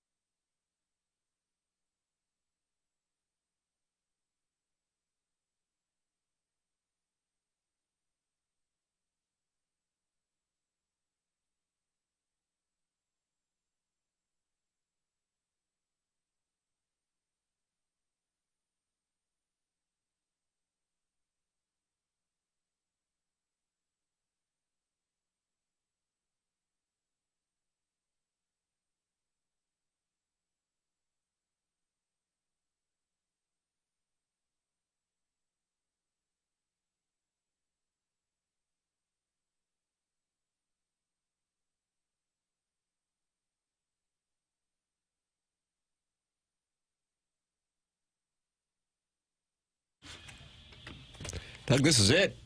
Final segment of the first week. Mm-hmm. No lawsuits yet that we know of? Jackson's tracking those. Pending? I think Jackson might have gotten us in trouble with that rant against Straub's checkout line. The entire grocery store community is up in arms now. I want to reiterate, not mad at the grocery stores themselves, the people who shop there. Or just this one person. Be more considerate. Casting a wider net. Mm-hmm. Well, yeah, but I'm not going to take a shot at these businesses. That's first class. Design Air Heating and Cooling email today. We've got a one-day sudden death playoff between Buck Swope and JV golf coach. So one of them is going to win the month of October here. And then BK and Ferrario come your way at 11 o'clock. And they're at Centene, Jackson. Yes, they are. Yep. As the Blues get ready to welcome Craig Berube back tomorrow. You missed anything on the program, whether it be Our Nonsense or Joey Vitale, Gabe DeArmond. It's all there for you on the Schaefer Door Company 101. ESPN app. Ladies and gentlemen, here on TMA, it's time for our Design Air Heating and Cooling email. The fastest body part growth known to man is elk antlers. Well, except for Tim's arms, because they looked even bigger today. But this email is about sex whilst on the job. I've been supplementing my income by driving for Amazon. It's not like I shouldn't have seen it coming. There was a sign in his Sunset Hills yard. Trespassers will be violated. Oh. As I arrived with Carnauba wax for his convertible LeBaron, I texted him I had arrived. His reply was simple. Pull on into my butt? What? No, you can't read it. I read from the filtered file. Who let this through? Me. Chairman Kirk just held up his hand. as well. So I did. He liked it. That's from Sharon, and her last name is Wang. Sharon Wang is how it's pronounced. Seeking advice, dear TMA, I'm a 35-year-old male who recently started a new job. It has been going great. It pays $300,000 a year plus quarterly bonuses and partnership payouts. That's right. I will be a K1. This could be Mr. Licks. Here is my dilemma. Yesterday, my coworker Tanner, who is assigned to getting me onboarded, he mentioned on Thursdays a group of guys quit work early and head to the third floor and participate in group sex. That really took me off guard. I thought it was a joke. Tanner proceeded to say, don't worry, it's not gay if it's for work. Another coworker, Johnny, overheard our conversation and chimed in. He said, yeah, if you just don't think about it, it makes sense. I've never heard this before, so I was hesitant. They said I could take a week to consider it, but expect me on the third floor next. Expect me on the third floor next? Doug, I feel what like does there's this a even mean? Who let that one through? Same guys. Now, you said same guys, but only one guy held up his hand. I expect Jackson had something to do with it. Yeah, I prove it. Yeah. And it's done? Is that it? Next, and then there was a noun missing. I want to keep the job for the pay, but I am really at a crossroads. So I ask the dais, what should I do? That's from Jason. Doug, you want to give some life advice? Jason. He's K1 now. Okay, I'm not sure what that is. But I suggest he spend more time looking and trying to secure that job and less time writing us about it. Don't need to hear about any of it. Here's JV golf coach tied with Buck Swope. Okay. I'm glad Chairman Kurt has officially moved into the studio, but I will miss seeing KG frantically walking back and forth like a first-time father anxiously pacing around a hospital waiting room. Here's a little tip, though. Just because someone calls does not mean you have to put them on the air. Let's practice. Ring, ring. Hello, thanks for calling TMA. No, you cannot come on our sports talk show and struggle to recall the details of a hazy strip club memory from 20 years ago. At least make these callers stay on hold long enough to get stage fright and hang up before they can ramble on about bacon cheeseburgers.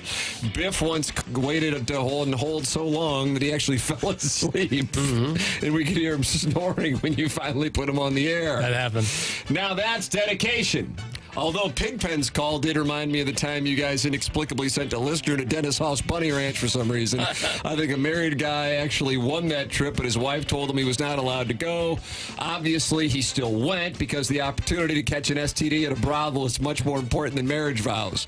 My, how times have changed. One minute you're hanging out with the listeners at an Atlanta strip club, and the next thing you know, you're dressed up like garbage as part of a group costume. Besides, if TMA starts taking more calls, we might miss glorious moments like today.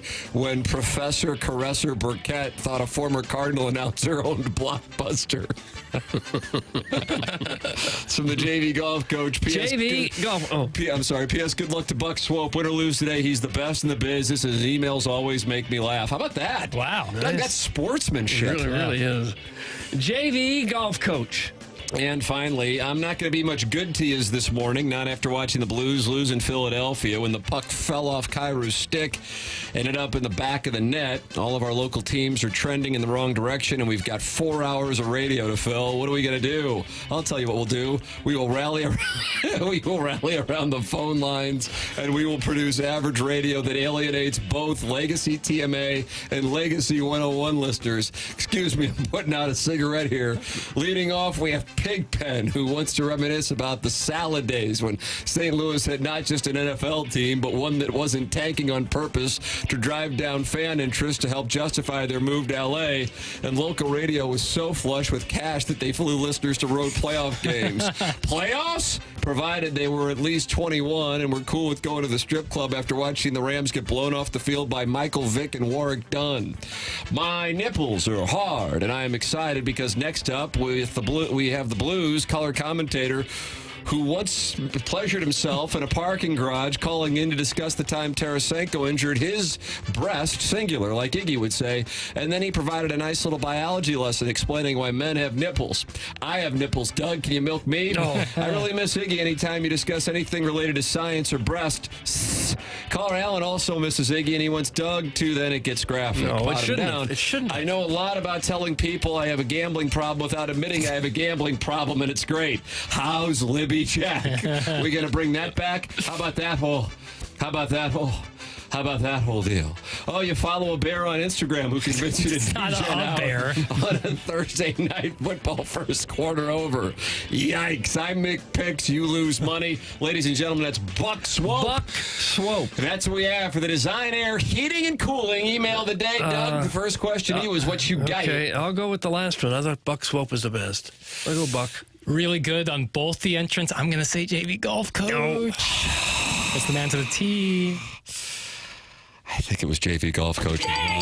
Congratulations. I do, and I'm probably one of the biggest Buck Swope lemmings in history, which speaks volumes to the caliber of JV golf coach's work, and that means JV golf coach has won the month of October. Gosh. And has a 1-0 lead in the month of November. Hey, do you want to support the EDF Group as a sponsor at TMA? It's real simple. Do you have a fire extinguisher where you work? The answer is yes, you certainly do. So please email the EDF Group at fire@theedfgroup.com so a technician can come out and explain to your team how the EDF Group can save your company money. Again, that email address is fire@theedfgroup.com. The EDF Group is hot and will prevent your facility from having hot fires. Experience the EDF Group difference. Learn more at theedfgroup.com. Time for us to shut it down. BK and Ferrario are coming up next. First week on 101 ESPN is in the books. Dougie, what do you think? Well, it's over. Yeah. It's been fun. Extra hour makes it a lot more fun. It's more fun. You got to come up with things at 10 o'clock. For Jackson Burkett, Chairman Kurt, Martin Kilcoyne, my brother Kevin, Douglas Alvin Vaughn, I'm Tim McKernan. This has been The Morning After, presented to you by Brown and Crouppen on 101 ESPN.